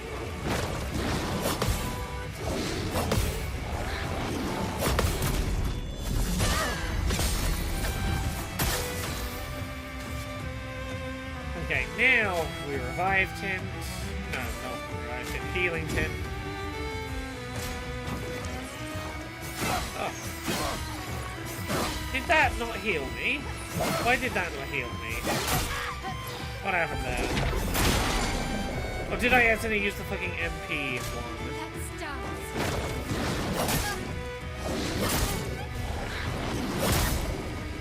I need to watch the tape back. I need to know what happened there. Why did I not heal when I tried to heal? Yeah, because now I'm gonna lose my L because of that. Okay, I'm not even sending the reserve team in. Like, I should have healed 65% of my health there, and I then got hung up on the fact I hadn't healed that 65% health. I should have just gone, okay, it is what it is, I'll reassess. I got real beat up over it. I was doing really well with that fight, just, yeah. It's fine. We're gonna do take 2 and we're gonna get him.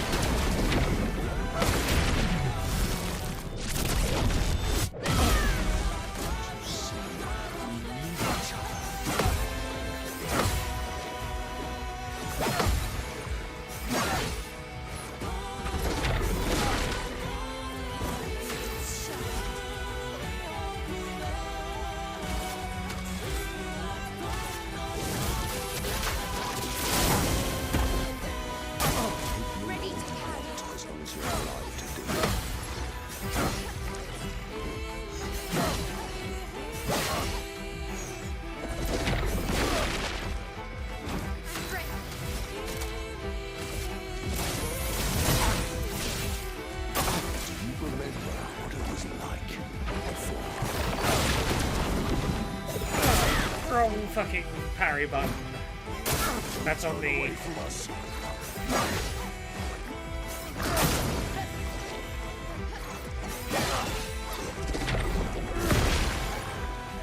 Okay.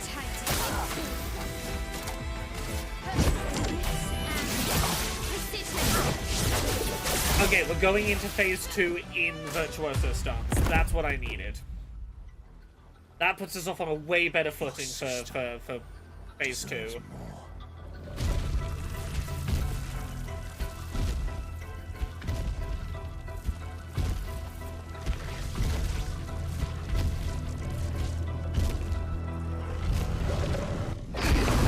Okay, here we go.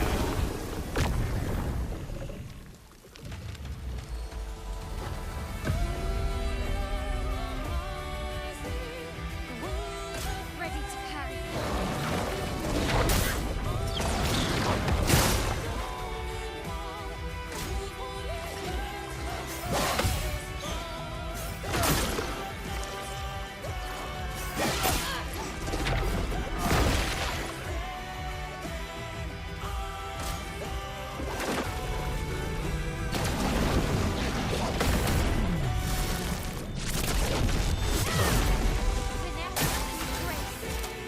Okay, yeah, we can afford to take advantage of Virtuoso for 30k.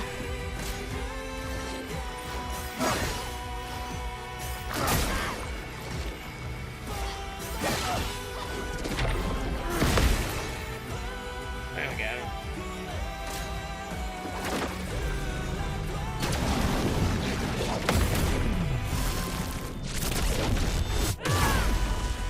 Ready to parry.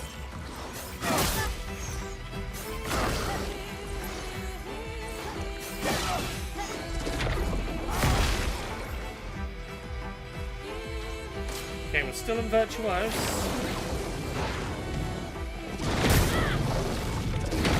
Let's dance. With half health, which means I can afford to keep up the 30k damage turns.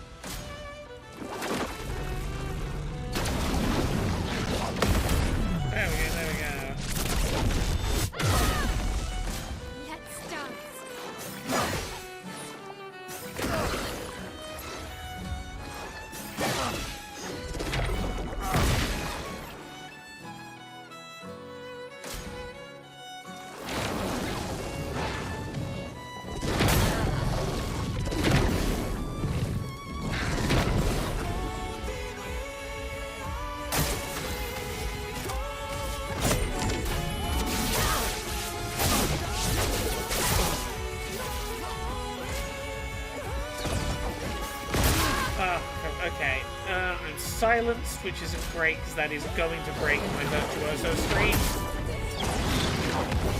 Which is a real shame because I've been doing really fast damage until that point.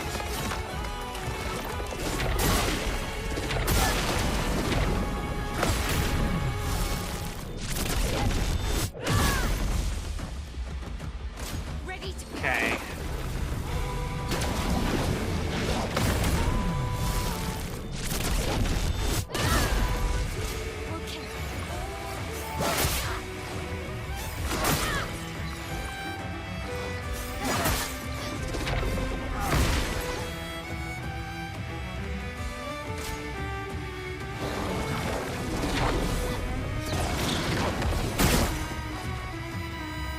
Okay, so now what we're going to do is Radiant, Virtuous Strike. Give me the Virtuous Stone. Do the big damage.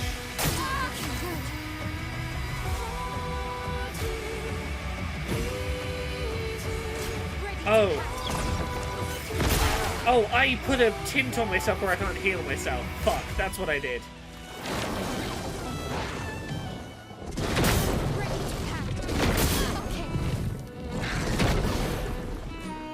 That's why the heal wasn't working. I'm gonna take that Picto off of myself. I did it to squeeze just a little more damage out of the build, but I'm getting 9999 already. And not being able to heal almost cost me a second. It did just cost me a second attempt at this. We're gonna send in the reserve team. We're so close. That's on me. I was trying to min-max the build too early.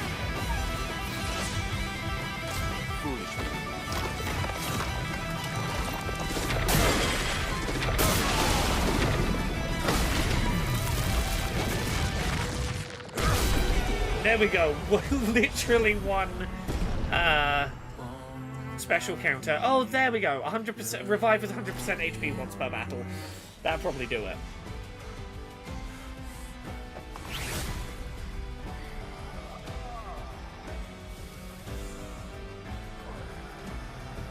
Well, it's about time to go off to head off to the Paintress with about 40 minutes of stream left. Can we do it tonight? Let's find out. Oh! Interestingly, Ubisoft is also slowing down on game releases. They're pushing a lot of their in-development projects back to 2026 or 2027. Because delaying Assassin's Creed Shadows made it a better game. It made people less burnt out on it. Apparently they've realised maybe that would be good more generally to do.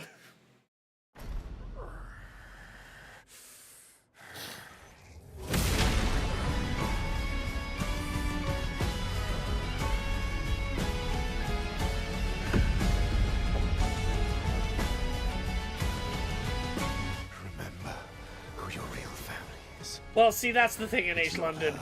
If they could tackle the abuse problem, that would be great. Me. You know. We are your family. You would condemn us all to die for what? Who you really save with your sacrifice? Sister and your mother? You're too drunk on your own illusions to understand. Then let us celebrate the second destruction of the Descendre family. Verso's mother, you say?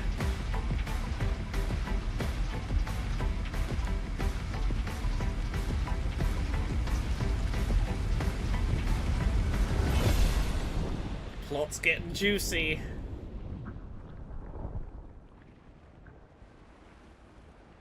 It's all coming together now, everyone.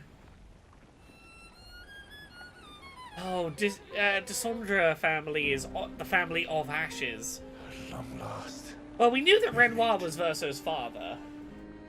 We knew that. This is all you have left of your son. What could it mean? Destroying it won't bring your wife back. It will only destroy the last tie you have to each other.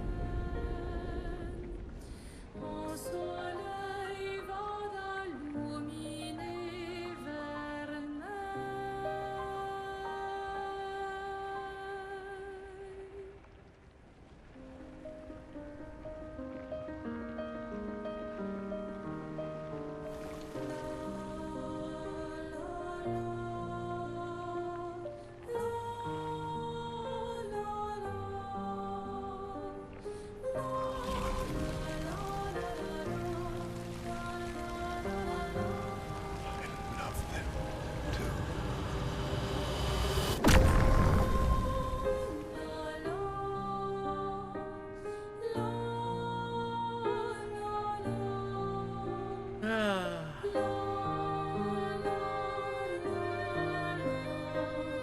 Oh, Foximetto, don't worry. As soon as we get into Act 3, this game is going to melt, and I'm ready for it. Hey, I know my 2 level grinding spots did you where do I'm that? going to break the game. Not sure. The curator felt it. can you do it again? I don't know. I think so. Yeah. Yeah, I think I can.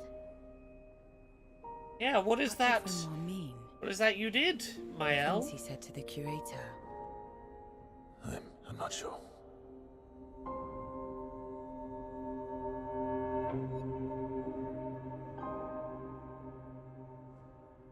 She's through that. Yeah. Ah, it is time. Behind this door is the future of Lumiere. Oh yeah, to be fair, you don't have to what grind, every expedition but I'm has gonna. worked towards. I have trust. And not even for that long. in Just us. enough to do some silliness. There's a couple of locations that are going to allow me to max out one of my L's weapons very quickly. And that will help a lot.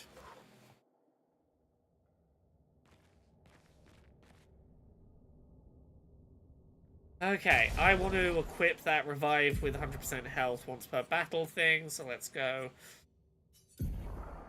Confident. Yeah, we're going to get rid of confident. We're going to get rid of confident. Maybe I do leave it on. Maybe I'll leave confident on. What I want is second chance. Second chance is going to...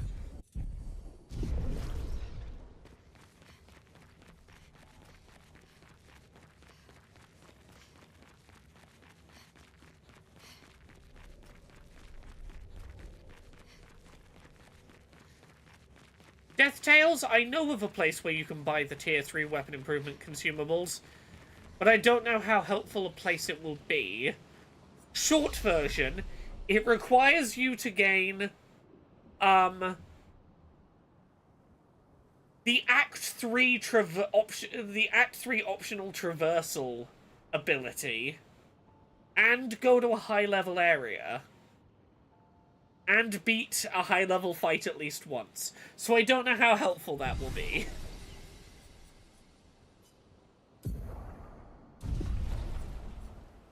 Oh, great attributes.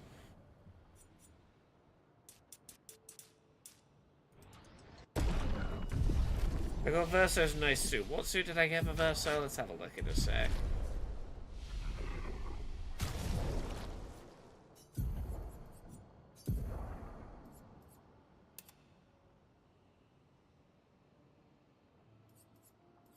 Pretty nice, but I like him in the expedition get-up too much. Probably super useful given I'm at that point. Okay, if you have the diving... I'm just gonna say, if you have the diving ability, go north as if you were going to the monument. Look kind of like the body of water south of the monument. Kind of go south and look for bubbling water. You can dive into a water spot. There is a merchant toward the end of there. You can, like, avoid the fights and just run to the merchant eventually. He's on a rooftop. If you can beat the merchant once, he will sell you the tier 3 upgrade material. I'm not describing it very well. That's the best That merchant sells every level of weapon upgrade material once you beat them once in a fight.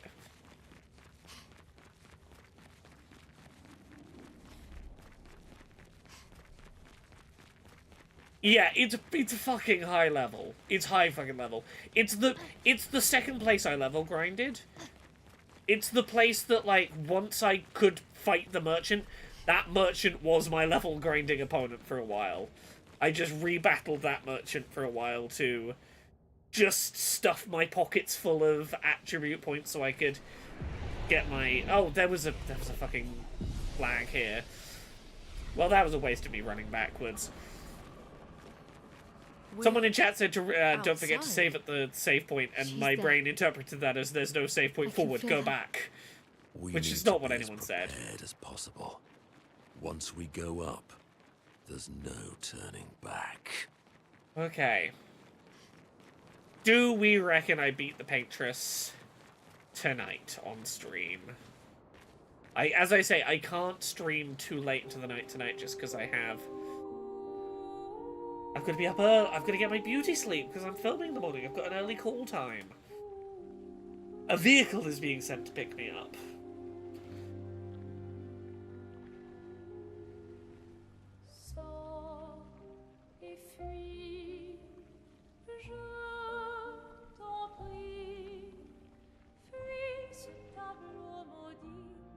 That's her. The paintress. She looks like the curator. Renoir. He mentioned the curator's wife. She's the paintress.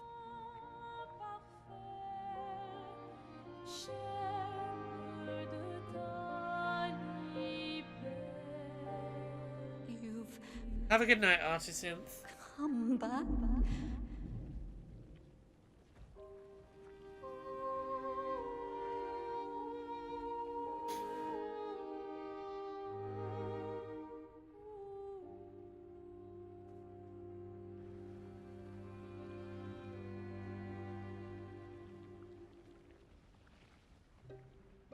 Alors tranchons la trame, découle la But the fire.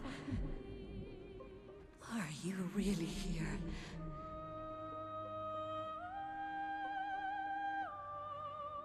Or is he?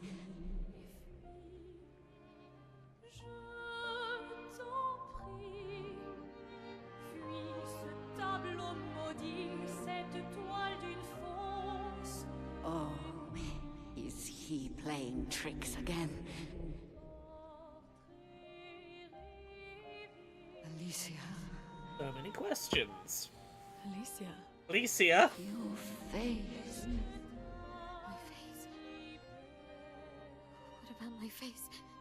Are you going to burn it again? Alicia's your daughter. And I'll remind you of her. The daughter you lost. And Alicia had other relations. Hey, Come Verso. on. Let's go home. Yes. You need to go home. Hey, Mum, how you doing?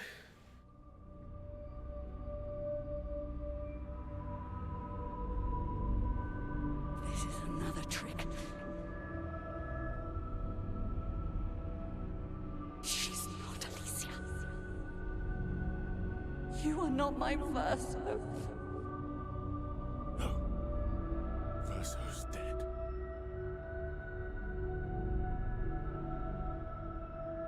Verso's dead, you say? No. You are his creations, not mine.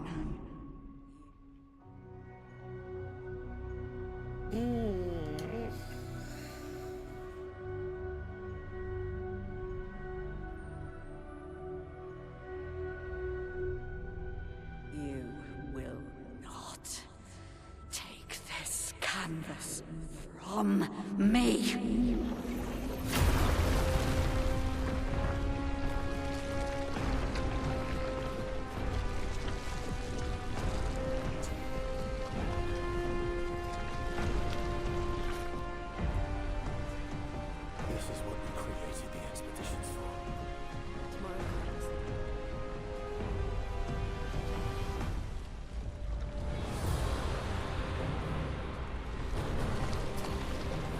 Ooh.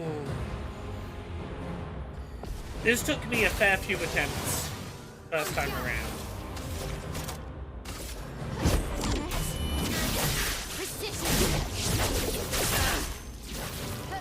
How cruel of your father to use you like this.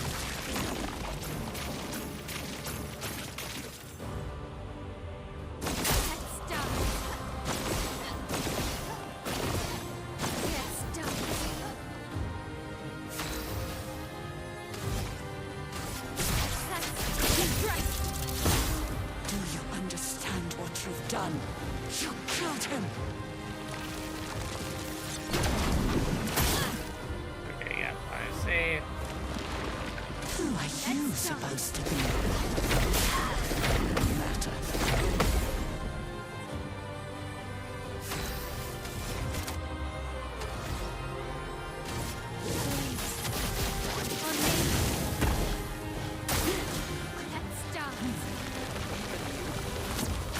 You can't betray Verso like this.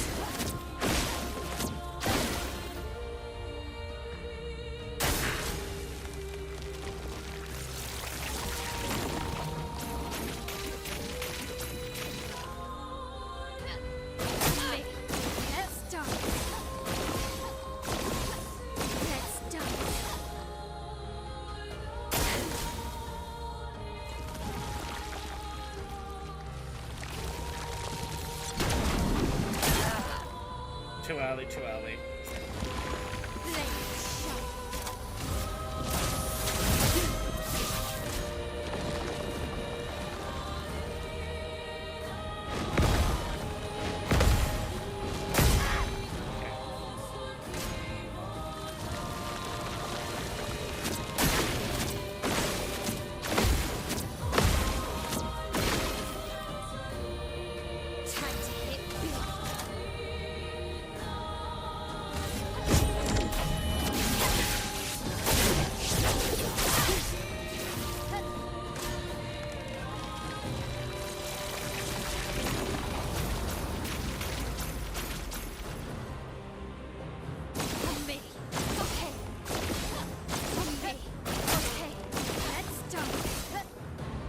Okay. Ready to parry.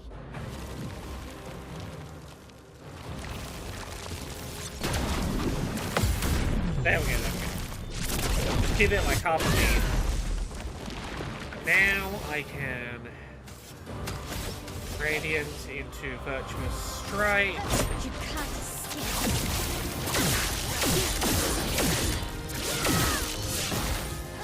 That's filth. And from there into Flurry.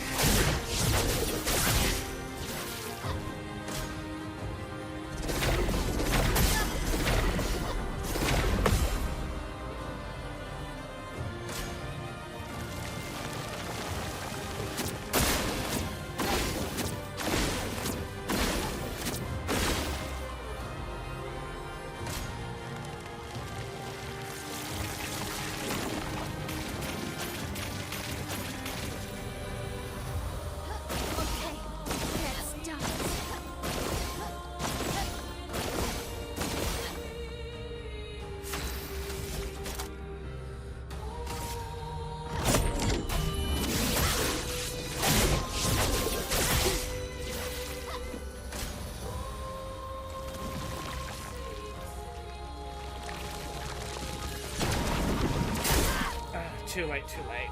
Ah. Let's dance.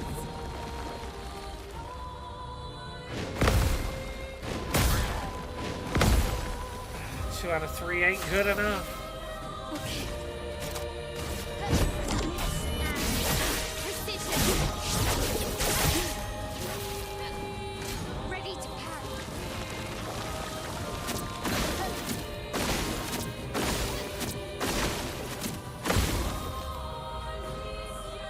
On me.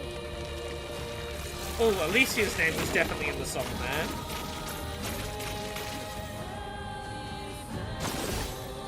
Let's dance. On me. Ready to parry.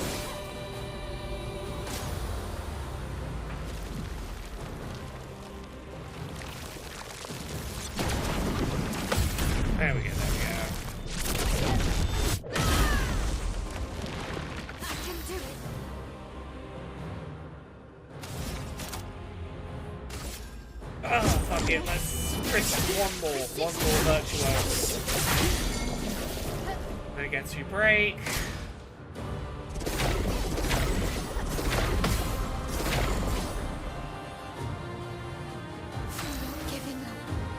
This means I can healing hint.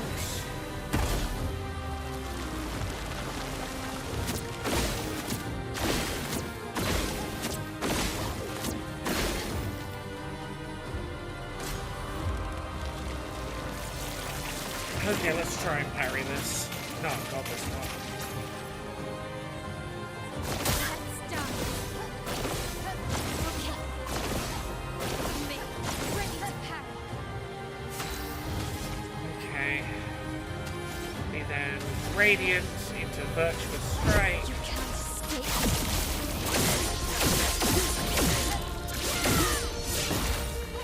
I'm ready.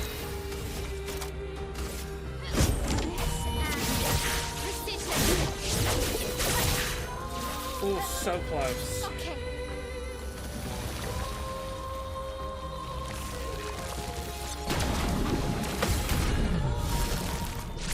Okay. Not the worst. This could have been going worse. This is going alright.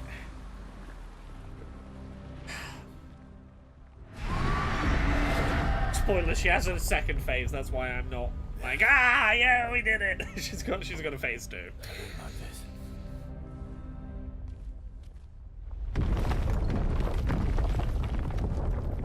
And if you have to retry, you have to do both phases.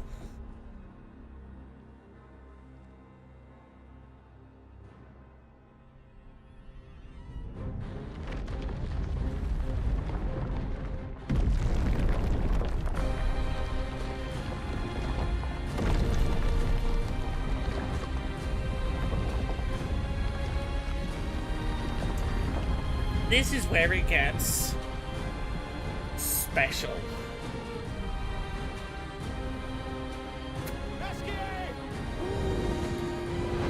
Esky, hey!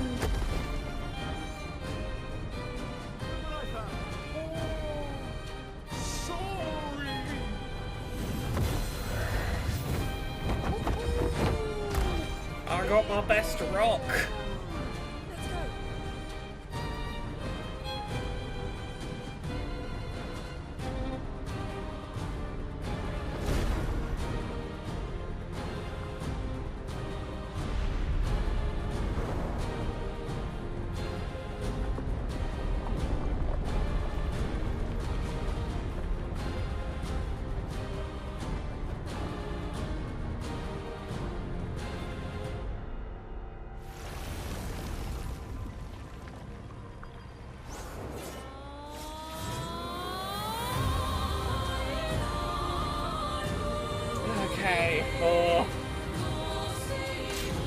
Renoir can grieve however he likes, but I get to grieve my own way.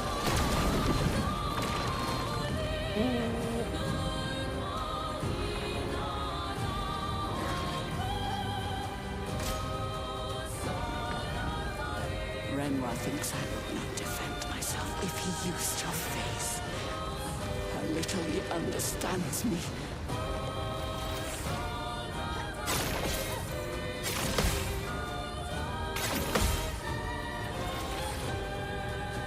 Face, did I drain the fire? Is Vasher still alive?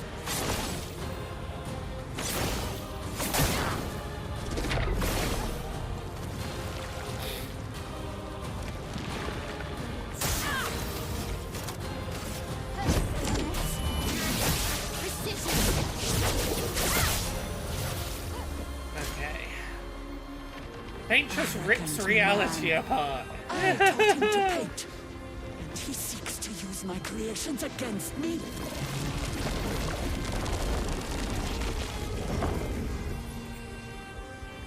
Cool. Love this for me.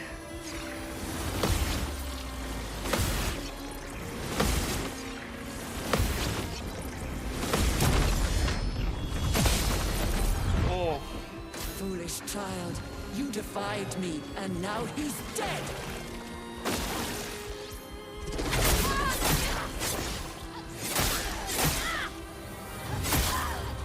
me to be taking way fewer of these flame hits. This is too many flame hits to be taking.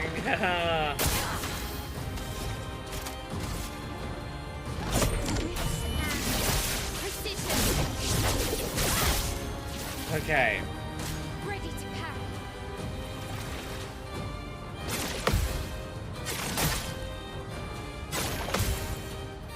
Okay, I really should be able to parry all three of those.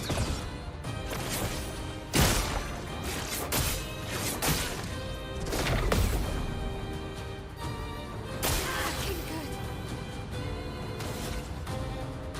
Okay.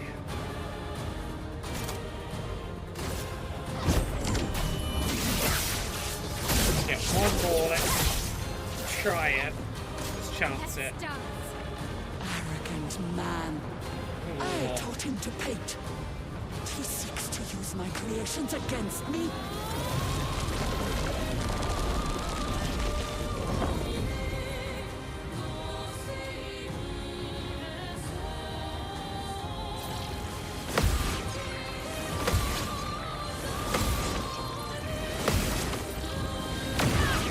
So close to getting that free counter.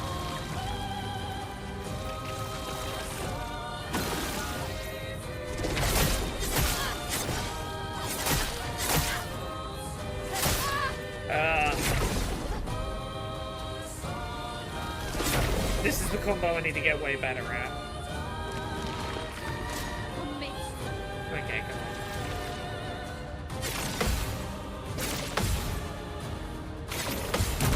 Okay, I got a counter in, that's good. I'm going to die. No, didn't die from the burn. I'm pretty sure I have the one free revival Picto that we just got from room 1. I'm pretty sure I equipped it. So rather than healing, let myself die, the 13 stacks of fire will go away. It's a more efficient, like, stay in virtuous stance rather than use the heal right now.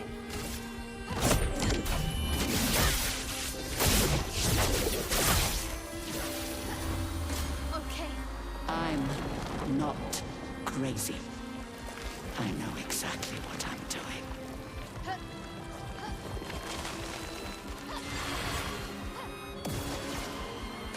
Let's dance.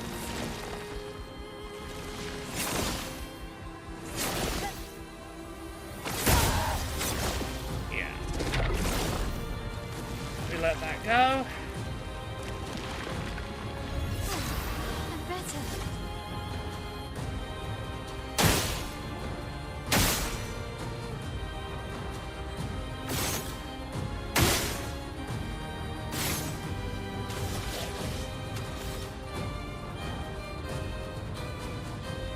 We don't want to go into virtuous stance right now. We want to go. We want to get through these first.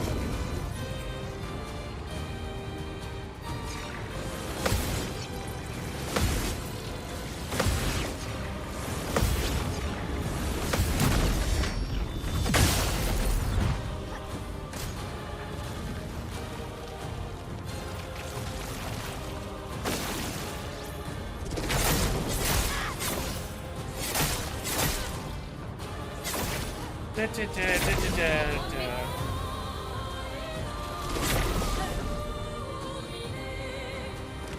Okay.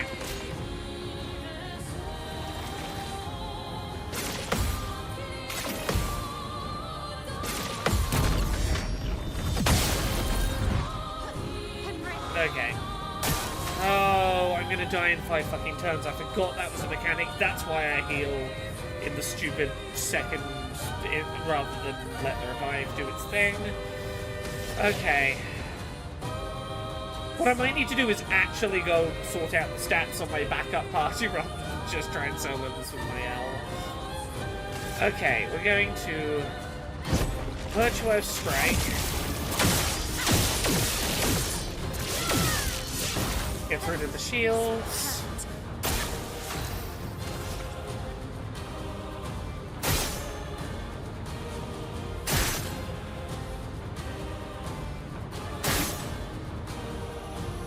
6 is enough for me to...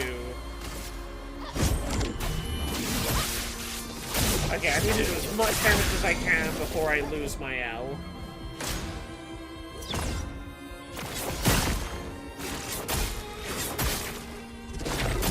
Ah, come on.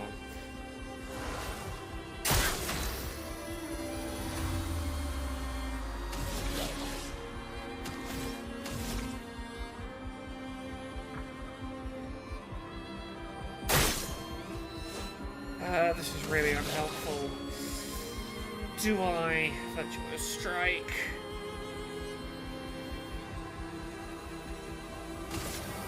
It gets me 1 AP back.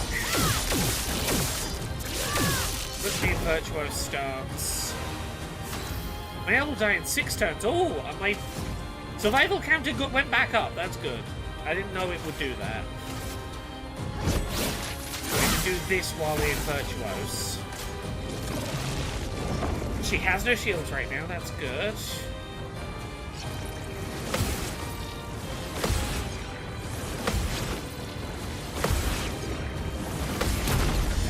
I can do a counter that actually hits her. Okay.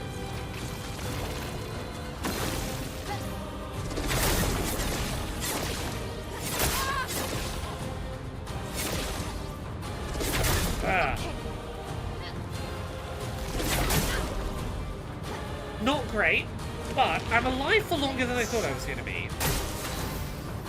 Ideally, I'm not going to get back to Virtuose Stance, but I can...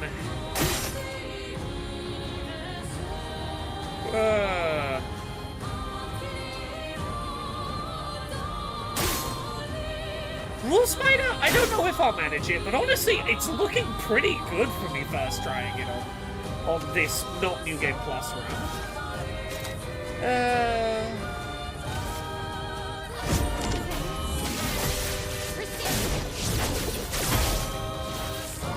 Even before going to the backup party, this is looking pretty good.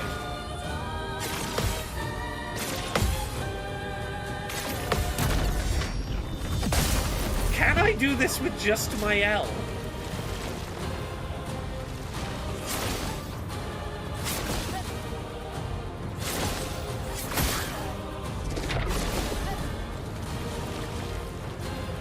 I don't want to get over hopeful, but...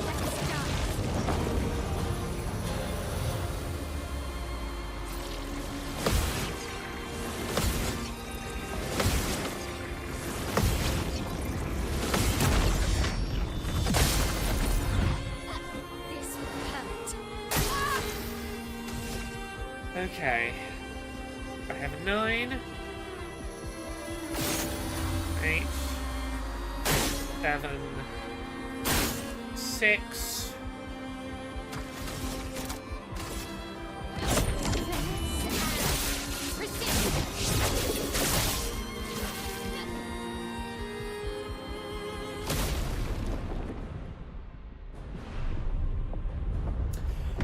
First fucking try, baby.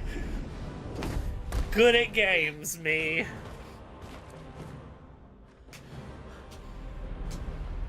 Look at me, good gamer.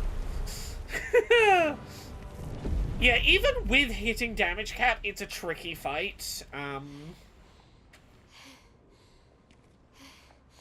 Is it over? The fact that I stayed in Virtuose Stance as high a percentage of that fight as I did really helped. I didn't even use the second heal. No, we're not done yet. Oh. Considering how long that took me the first time around, I'm glad that some of that muscle memory held on.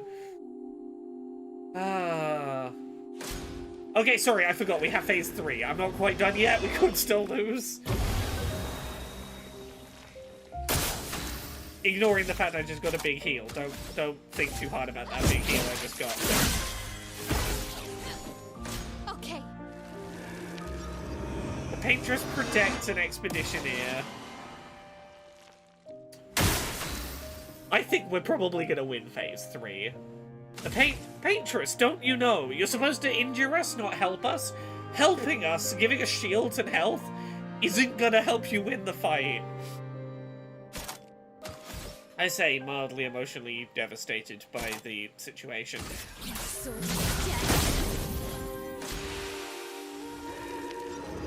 Yeah, it's quite a thing to destroy an enemy that is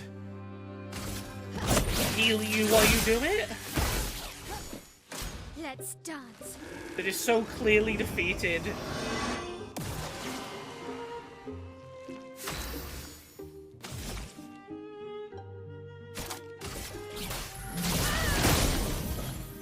Okay. Yeah, well, we will be able to play enough of this tonight for you to get the answers. All of the most important answers are going to happen on stream tonight.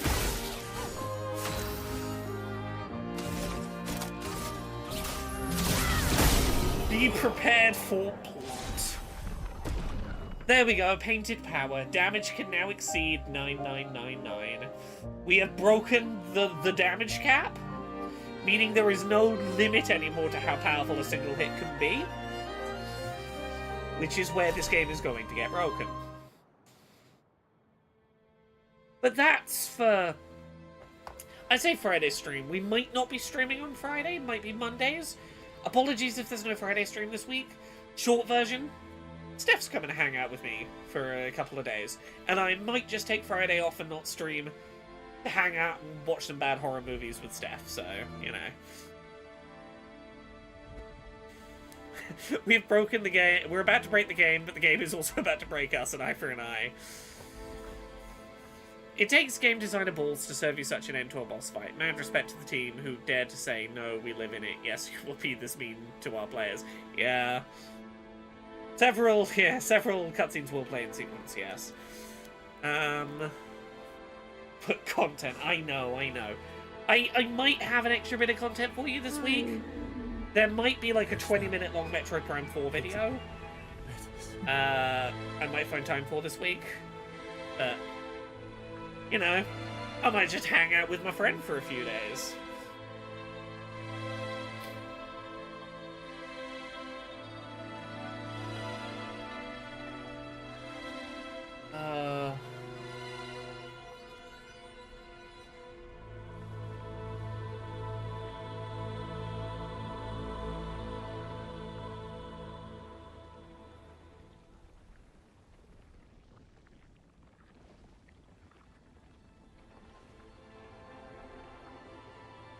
Look, if you're worried about lack of quote-unquote content, I will most likely over this weekend be showing Steph a horror film she has not seen that I think is going to become a new obsession on...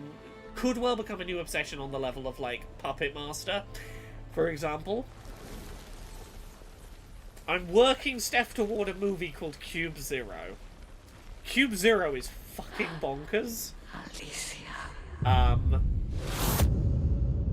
I am pretty confident content will come out of Steph witnessing that film.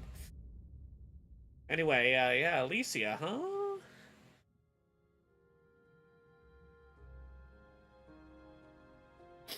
Yeah. Cube, very good film that is, all things considered, held up very well. Cube 2, pretty bad sequel. Cube Zero, absolutely fascinating work of art.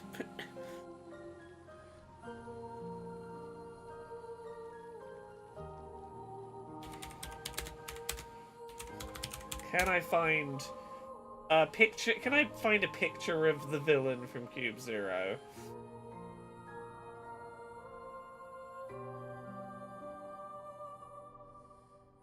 Find a good quality image. I want him in his many hats.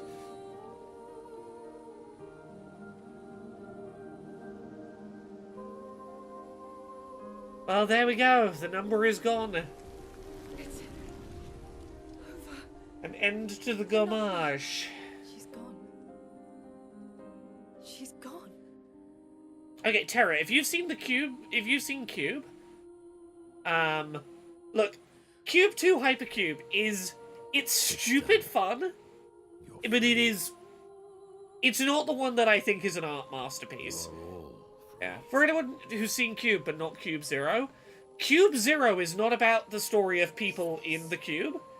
It's the story of two people working in an office room whose job is to, on computer monitors, watch the saw trap that is Cube going on, and to have very mundane office conversations about the murder game that they're meant to be monitoring on the computer. Wanna plant it? It's a fucking artsy masterpiece. It is an entire film of the bored office workers watching the Saw game go on the other screen going, yeah, but like, they can at least get us good coffee, you know? It's symbolic.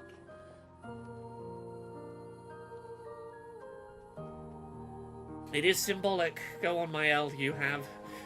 And again, moments like this are part of why I love playing a solo Mael build in this game, is Mael is the main character of this game.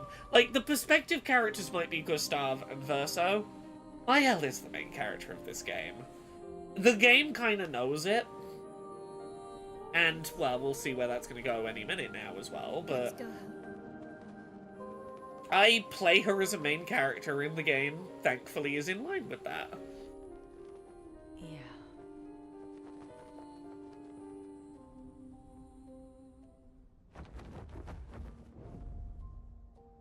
Yes, no, Cube Zero is specifically, what if you had, like, minimum wage workers monitoring the monitors for a saw trap, and every now and then Jigsaw would come in and be like, no, make it more fucked up, yeah.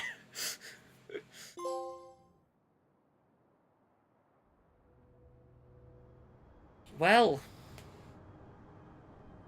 time for us to go home to Lumiere. It's a shame we can't come back with Gustav. We are going to have to tell his apprentices that he didn't make it back. Still feel immortal? But largely, it's a day to celebrate. No less than yesterday. Shall we test it out? I appreciate the offer. Monoko, you've been extra quiet since we got to the monolith. Have I? What now? We go back to Lumiere and life goes on? Yeah. Decades and decades in front of us. Guess this is how it feels to be immortal.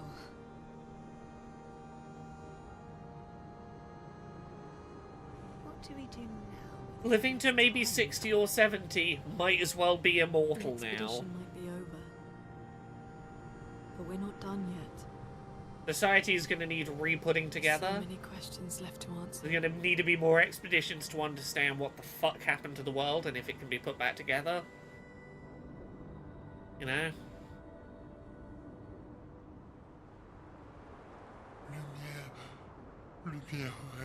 Well, I think the thing for the rest of them is it's not that they're unfulfilled by this, but that they suffered losses and it's hard to feel like it's a win when you witnessed how much you lost.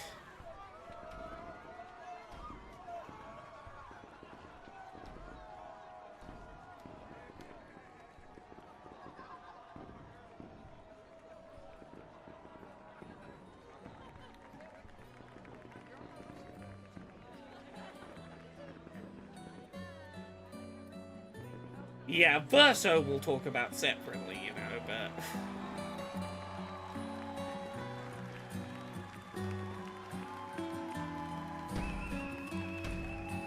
Yeah, don't worry, we're getting there.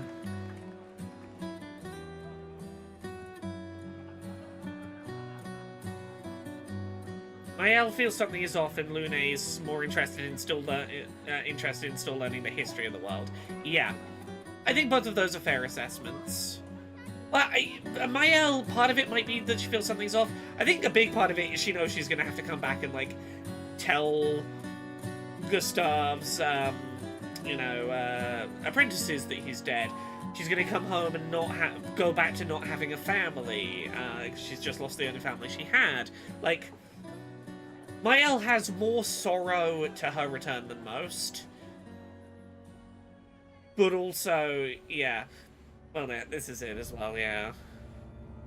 Even if she feels something is off, she has... Even if nothing is off, she has the most... God, watching this kid's heartbreak kills me.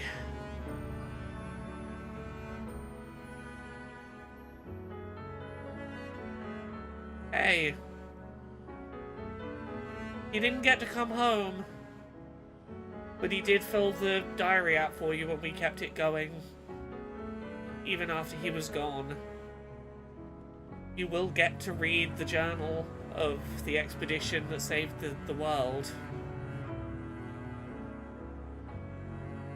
And he cannot bring himself to hold it because it means that Gustav's dead, and he just... Not even... for a second it looks like anger and rejection on his face, and it so quickly turns to fear, and he just runs. Like, that's maybe the most emotionally nuanced, like, facial acting performance in this whole game, I think, is that the performance of that kid's response to the fucking journal.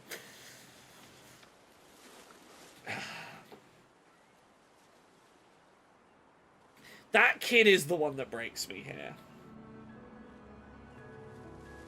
Brother, I tire of the conflicts and deceptions that plague our family and theirs. So, I entrust you with this letter. Whether you give it to her is up to you. I'm at peace with what's to come. When the time comes, I hope you will be too. Hey, Verso. What you hiding from everyone? It's a strange feeling, watching you with my brother, laughing and smiling. Oh. Without the scars or the memories that afflict me. Alicia, as she was meant to be, not this painted version that I am. My family, a facsimile of yours, and this world, a mirror, painted by your mother, the paintress, to stave off her grief. Seeing your expedition through would plunge us all into the abyss. For in ridding the world of the paintress, you'd lose the sole force standing against the one who would erase us. The one who invokes the flowers of the Gomage. An act of love. For he does love her. Your father. On her monolith, she paints a warning for us all. Of the few she can save as her power wanes. We are living in the guilt mirror from season 3 of Dice Funk. You wish for our families to thrive. Your family, however, believes only one can survive. But perhaps you'll find another way. You who have lived amongst us. Perhaps you differ from your father and your sister, as I differ from mine. So, your mother paints life. Your mother paints life. Your father, death. So, what will you paint? If it hasn't been made clear yet, the paintress was not causing the Gomage. When she writes a new number, she is not killing those people. That number represents how many people she can keep alive. She is fighting to keep the people in the painting alive, and her power is waning. As the number drops, it is because her ability to... She can only keep so many people alive. And without her painting the number,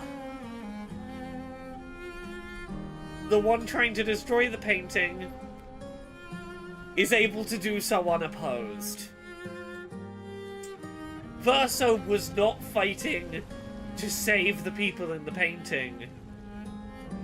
He knowingly did this, knowing it would lead to everyone in the painting dying.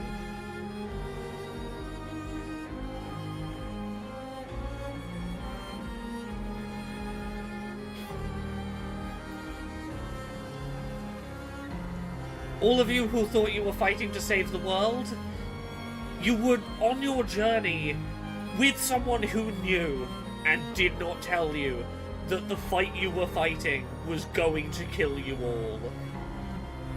He just let you believe that you were fighting for your own survival. No, Heath Demon, look, we can talk about whether he has good reasons for that or not shortly, but I think in this moment, I think it's important to say that is what this is. It's...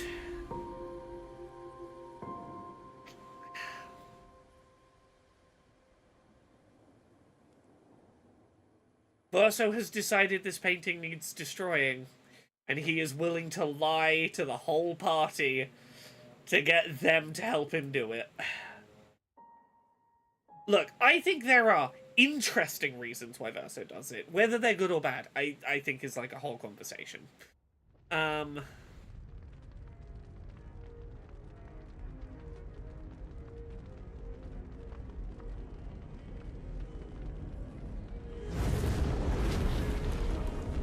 Yeah, that is the question of whether Verso is right or not to have tried to destroy the painting is a question we will talk about when we get to the very end of this game. You're okay.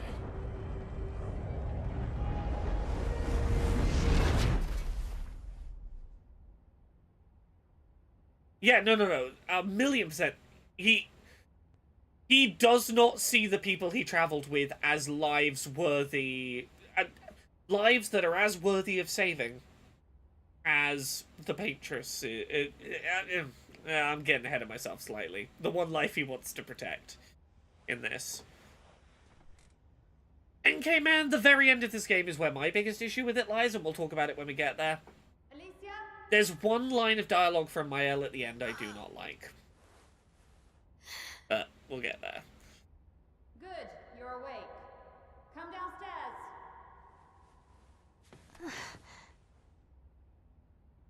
Yeah, I saw some of this coming before we got here, but I do still think the execution of the nature of this game is pretty well handled here. And the execution of everyone is fucking dying is good and terrifying. Of everyone, you fucked up, everyone is gamaging.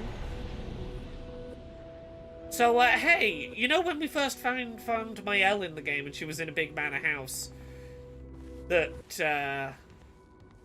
one of the creatures brought her to? Come along now. I'm in Renoir's atelier. Yeah, there's a reason for that feeling familiar. Alicia, quit dawdling. Yes, Enter the curator. corridor, you know where it is. Yes, and we'll talk about the curator when we get there. But, hey. Welcome to the true nature of this game.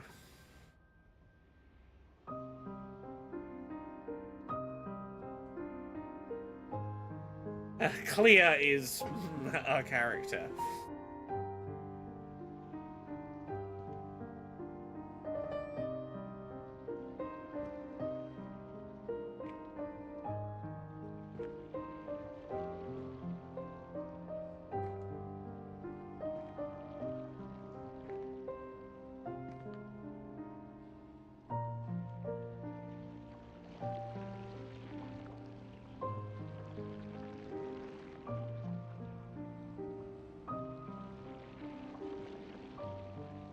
So your mother and father are currently in that painting world. Finally.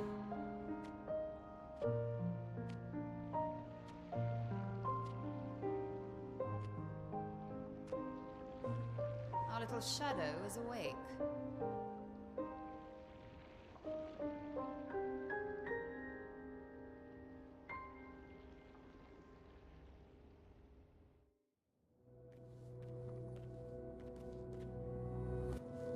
Our parents are quite the stubborn pair. They're still fighting each other inside the canvas. Yeah, Clair is she's a bit of a bitch. He has her imprisoned at the top of the monolith, and she has him trapped beneath. It's a stalemate. Yeah. She is pinning him down with the monolith, but she can only do it for so long. Her grip is weakening. Well, every time her grip slips, he gamages just a few more. Did you see Verso? You're as bad as Aline. He's not Verso. He's a painted copy built from our mother's memories. You do well to remember that. I know that. I'm not a child. Don't roll your eyes at me, sister dear. I know you're not a child, but you're not grown either. I just say, one thing I do really like about Alicia as a character is that despite being, like, mute or non-verbal, she does not struggle to be understood by her family. And I think it's really nice that they're just very... There's no explanation needed, they're just very casual about, like, yeah, she is not physically able to speak, she is able to make herself understood. I like that. And too many in our family have lost all caution and sense of late. I'm worried, they've been inside the canvas for too long. They've spent longer than this in other canvases. It's not that dire. Yes, I know. Maman's been in there for quite a while already. And Renoir is wasting time in there, trying to help someone who doesn't want his help. We have more urgent matters to attend to. Yeah, so, the mother does not want to leave the painting. Renoir, the father, has gone into the painting explicitly to try and convince the mother to leave. Yes, Death Tales, I wasn't going to talk about it yet, but, it is telling that Mael has so many powerful fire attacks. Yeah. Can you help Mama? Help her do what? Run away and hide? She's already succeeded there. Honestly, if Aline wants to numb herself in the canvas, then let her. Grief is no excuse. We're all grieving. She's a grown woman, and she was the head of the Painters' Council. She failed her responsibilities. I don't have time to coddle her. And before Verso died, she would have said the same.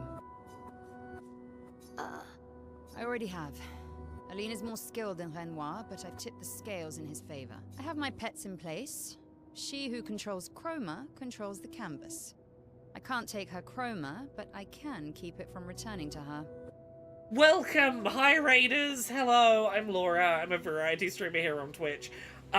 We are in major spoiler town for Clair Obscur Expedition 33. If you do not want probably the biggest spoilers in the game, you've had your warning. You are in the midst of us getting the big lore dump for this game.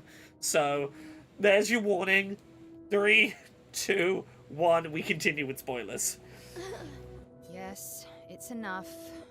It's just a matter of time. As she weakens, Renoir is able to erase her oldest creations, with the exception of her obscene fake family. She's made them immortal, but luckily, they're also quite useless. I need you to take care of yourself while I'm gone. You're leaving? Don't be naive. The world doesn't stop simply because our family's in mourning. The conflict is spreading, and there are things I must do if we painters are to survive. I want to help. You will do nothing. You're too weak to do anything useful. You'd be a liability. Our sister, Clair, is an ableist shit. The writers used you against us once before. They won't hesitate to use you again. And I can't promise that I'll make the same choice Verso made. Yeah, so I think things have been made explicit enough that I can say this, like, just directly now.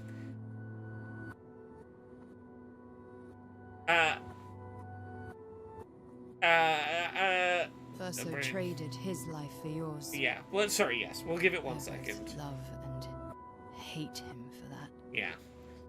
The damn fool. Amelie, she got kidnapped by the writers. The house she was being kept in caught fire. Verso lost his life saving her from that burning building. That's where she gets all the burns from. The mother is grieving Verso's death. Verso made this painting world, and there's like a bit of him in it. So she's gone into the painting, made a fake version of Verso, and she's just living in a world where Verso is still alive and her family is still alive. Because she doesn't want to deal with the grief. It's easier to go live in a world where he's still alive. Renoir, the father, does not think that is healthy for her. So he is trying to kill off all the creations inside the painting so that she will come home. If everything in there is dead, there's no reason for her to stay. She'll leave, she'll deal with her grief. That is, in theory, what painting Verso was trying to achieve. He was trying to encourage his mother to leave the painting, because being in the painting was her avoiding dealing with her guilt. That is the gist of what is going on here. NK Man, I agree with you. I am certain that there is plans in the works for another Clair Obscur game, but it's from we're stuck in a book that the writers are writing over in the writers' side of this world or whatever. Deathtail says Renoir destroys the painting because it harms her, but for that it has an impact on creatures whose life he doesn't consider. Yeah, painters are gods in the painted worlds. Renoir is like the people in the painting are not real. They're just creations. The only real one in there is my wife, and I'm getting her out. Even if I gotta genocide all these painting people to do it.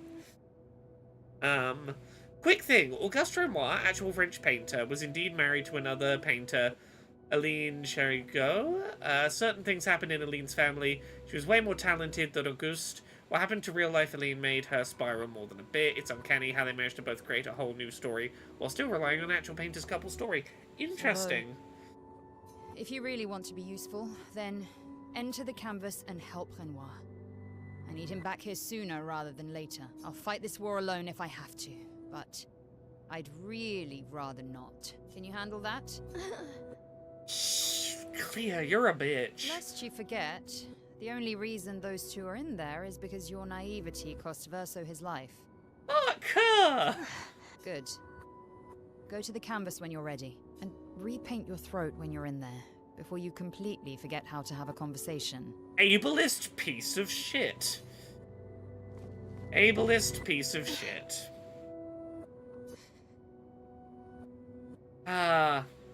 Versus childhood canvas, where he painted Esquier and Monoko, the place we used to play. It'd be nice to talk and to breathe again without pain.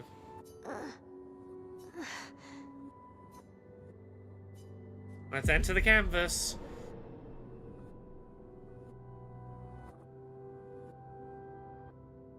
If we bring Maman out of the canvas, she'll try to return. We must hide the canvas. Well reasoned. And such a clever hiding spot you've chosen.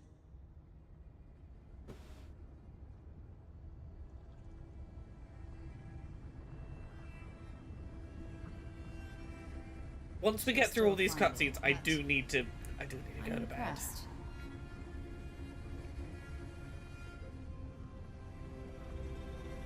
This only truly ends if you destroy the canvas.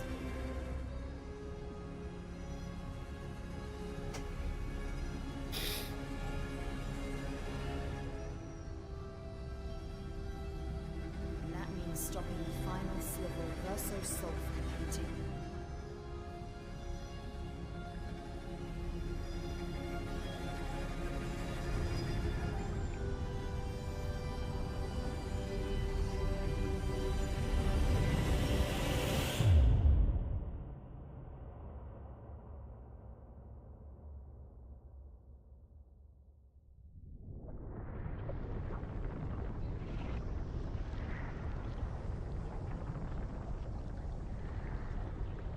See? Wasn't so hard. That's Aline's chroma. Stay calm. Don't let it take control of you. Calm, Alicia, or it'll paint over you. What an auspicious start. Well, you're about to be reborn in this world as one of Aline's creations. Have fun. Whoopsie. This will keep you out of trouble until I get back. Mum took your soul as you entered the painting and went, oh, this would be great material to create another person in here out of. And, oopsie. Aline is reborn as baby Mael. And this is why Mael is the most powerful character in the game. She is the only one of the party members who is a painter from outside of the painting, reborn and growing up with godly powers she does not understand. She's a girl. She's a girl. Deathtail says, Mael is the only one that can truly solve this problem. She's the only one to have lived, truly lived, in both worlds twice for 16 years. Yep. Love, did you decide on a name? Yes. Oh, my darling girl. Mael, a name meaning princess. You'll never know us. Softex, you did join to pretty hardcore spoilers, sorry. I want you to know. I did my best to keep spoiler tagging people, but there's only so frequently I can say we're in heavy spoilers. You will smile the brightest smile. Sorry, Softex. Iridescent tears. You will know love, and you will know pain. You will Yep, makes sense why she was a surprise birth to her parents, right? Yeah. live in an unforgiving world, but you are strong, and you will survive. You will struggle, and you will learn. You'll find people to call your own, and you will shine as their guiding light. For you will change the world, and the people around you. I started doing, on my personal playthrough, I started playing this as a solo Mael game long before I realized she was the main character. But, like, you see why when I was playing it on stream, I'm like, I'm gonna do that again, because it's playing a solo Mael build builds to this moment so well.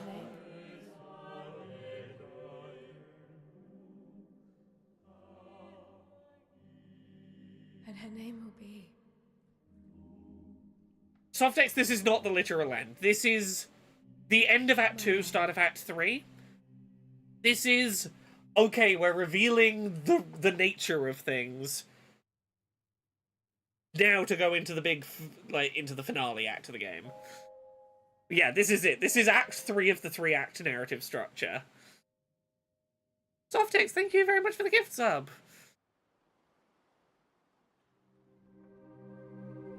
They just reversed the epilogue title card, right? They went Act 1, Act 2, epilogue, wait, undo epilogue, actually Act 3. Gosh, yes, I forgot how lengthy the set of cutscenes here is. In that I was like, oh yeah, we'll just do that fight, we'll do the cutscenes, and then I'll get to bed by midnight. And I'm like, no, I won't. Yeah, Act 3 can be very short.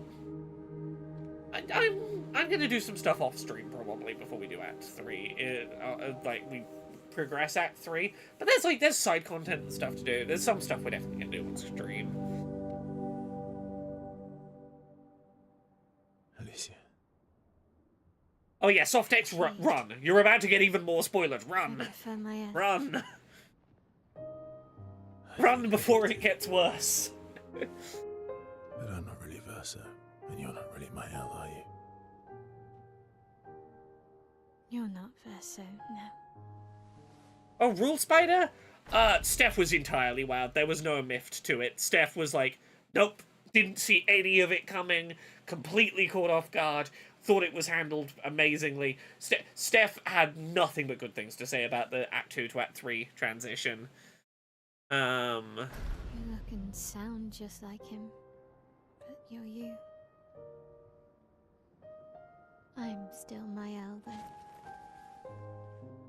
I love this design for Mael. You should have helped me remember. Yeah, I wanted to, but I'm sorry. I'm sorry too. If I'd listened to Mama, if I hadn't trusted the writers, Verso would still be alive, and you Wouldn't exist. wouldn't be caught in the middle. Maman did a terrible thing, painting you into Verso's canvas, giving you his memories, pretending the fire only took me. But I'm glad you exist. Your father was right to erase everyone is better this way. Better for who?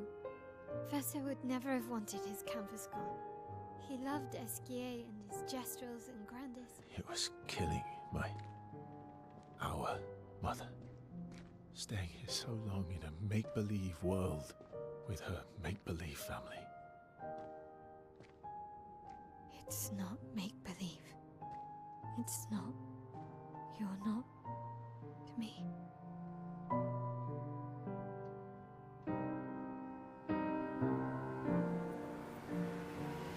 Papa's here. He'll help me fix Lumiere. Will he? Maman painted a rather unflattering portrait of him. He's much warmer than the Renoir, you know. I bet. It may not be her family, but these were people we saw in the Act 1. Yeah, Death Tales, you're completely correct. Mael, more so than Verso, sees the people in the painting as real people. Which is really interesting given that Verso is a person who only exists in the painting, yet he views the people in the painting as less real than Mael, who came from the outside into the painting.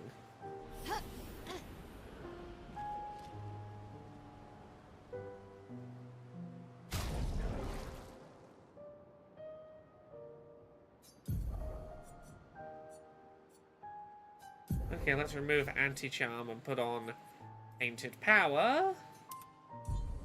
And now, overpowered damage can begin. Your father was the one erasing everyone.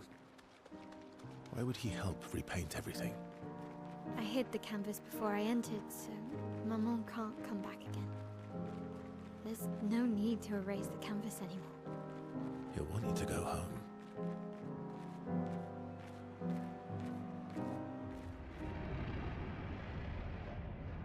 He wasn't born, he was literally created, that's why. Yeah, no, but that's my point, is he is no more or less real than anyone else in the painting, and yet he views the people in the painting as unreal. Whereas Mael knows that she is in a world that was created, yet still views the creations as real people. I think that, like, that dichotomy, it would be very easy for the person from outside the painting to be the one that does not view these as real people, and the one who was created in here to view them as real people. And to not have them be the ones fighting for those stances, I think is really interesting. I think I will sleep. I want to get this big chunk of plot out of the way, and then go save. Like, I know exactly where I'm going to save, and it's not far. It's a couple more minutes of plot. I told you to stay home. Technically, my body's at home.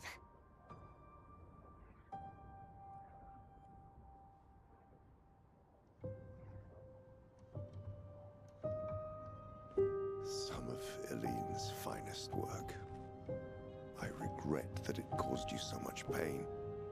What Eileen did was unfair to you most of all. Please, accept the Descendre family's apologies. I know it seems absurd to offer oblivion as recompense, but perhaps that's the outcome we both desire. What? I'm proud of you. Getting your mother out of the canvas was not easy. But now they can thrive again. We won't have to worry anymore. She's home now. Why? You know your mother. Verso painted this canvas. It contains a piece of his soul. She'll never willingly part with it. No. For the sake of the living, we must part with the dead. No, Papa. See, I hid the canvas. She will always find it. This is our only opportunity, while she's too sick from her prolonged descent into the canvas to return. No. Papa. Papa, please. This is Verso's only canvas. You can't destroy the last piece of him that we have. Softex, this is my home now. You go can't just enjoy. decide- I hope you have a good time with this game. After all that with your mother, you want to stay. Yeah, we want to The stay. little remains of my life outside. Alicia, you'll die. You've already been here longer than you should. But... No. Look at me. I said no. I am not letting my daughter risk her life. Alicia. I'm not, Mum. I'm not going to lose myself if I stay. I know full well you will, and I am not doing this again. Let me have the agency to choose to live in the Matrix if I want.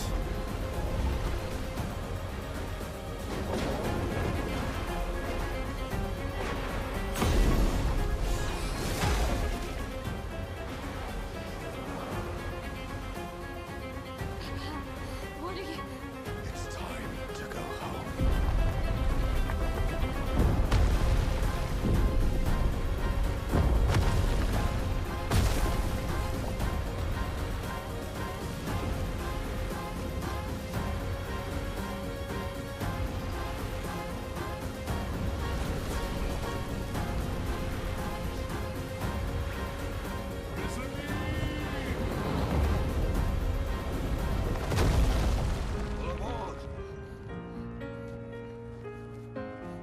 Professor, come on. Thanks, SKA and Monoko.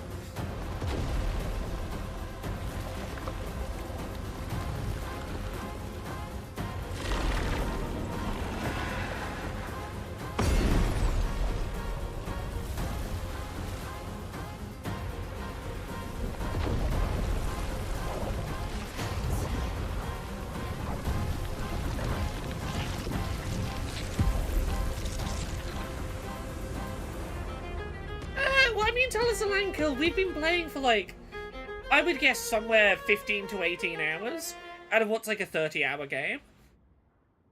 I don't think we've been making ridiculous progress through this. We've been playing like 2 to 3 hours a sitting for 6 sessions.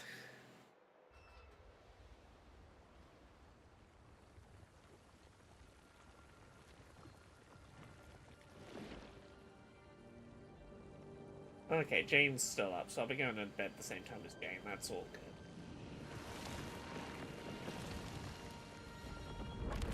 Maybe I'm biased because it took me 50-ish hours to get to the end. Yeah, it's... to be clear, I spent a lot of time in Act 3. I waited till Act 3 to, like, dig into a lot of the side content, and then I completed the game to see the credits roll, and then I went back in and kept playing. So, like... I did it in a kind of funky order. And I only stopped playing So easily. because I needed to go play. I needed to play other stuff to have new things to talk about in Proposition this week. It's only been a day since I started playing Blueprints. And to be fair, I probably was closer to like 20+ hours the first playthrough. I've played this once already. It means doing it on stream. I can kind of speed through it a little more. Painting isn't about verisimilitude, it's about essence.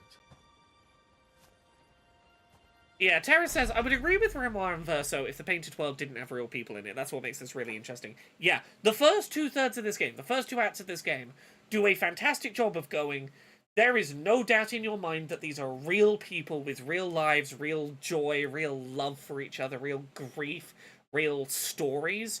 These are people with rich, sentient lives. People that you would fight to save, grieve over the loss of. Like, it is undeniable that these are lives worth saving. Of who they are.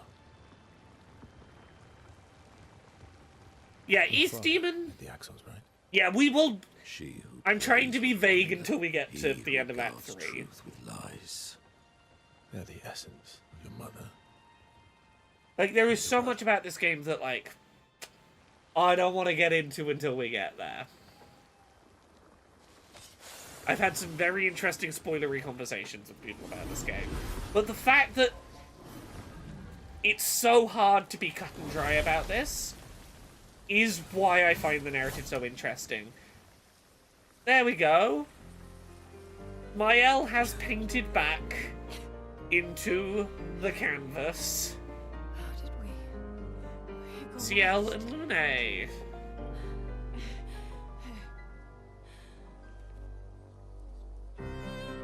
This is where we start acknowledging. Mael is pretty damn powerful in here. We have much to talk about.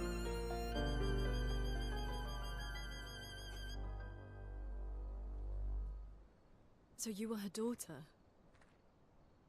And you were a paintress too?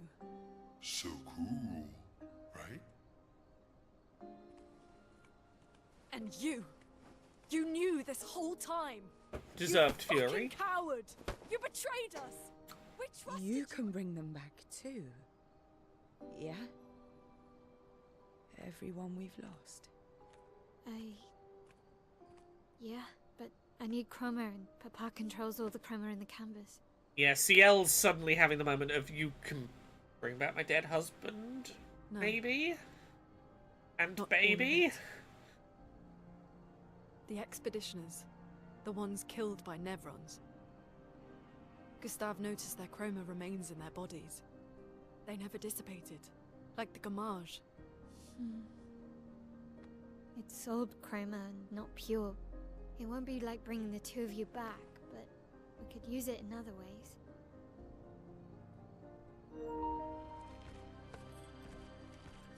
Time for the greatest expedition in history. Welcome to Act 3, fuckers. The game got real. Now, I am going to very quickly, yes,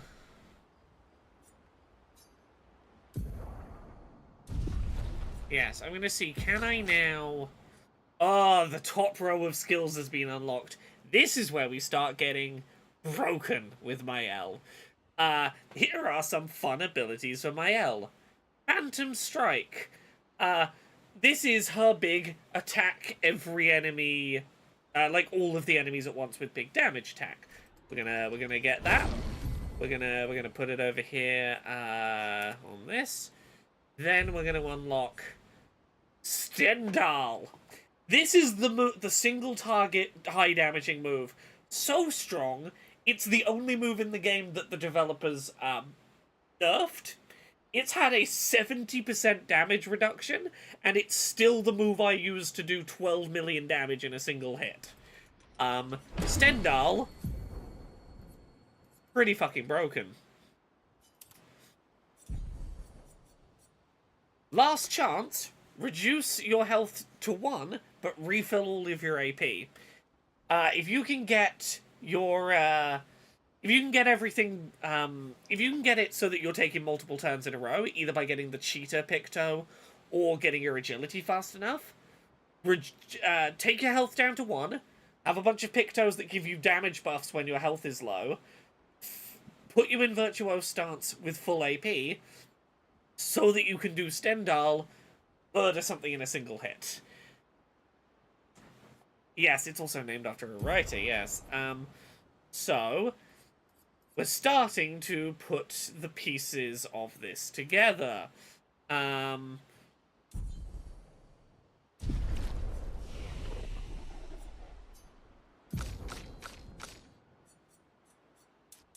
is where I start pumping the agility up a little.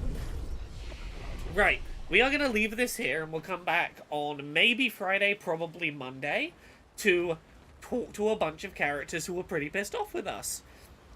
And start working on making our overpowered build. Thank you very much, everyone, for watching. I hope you've enjoyed. I will be back with another stream probably Monday night. Have a good one, everyone.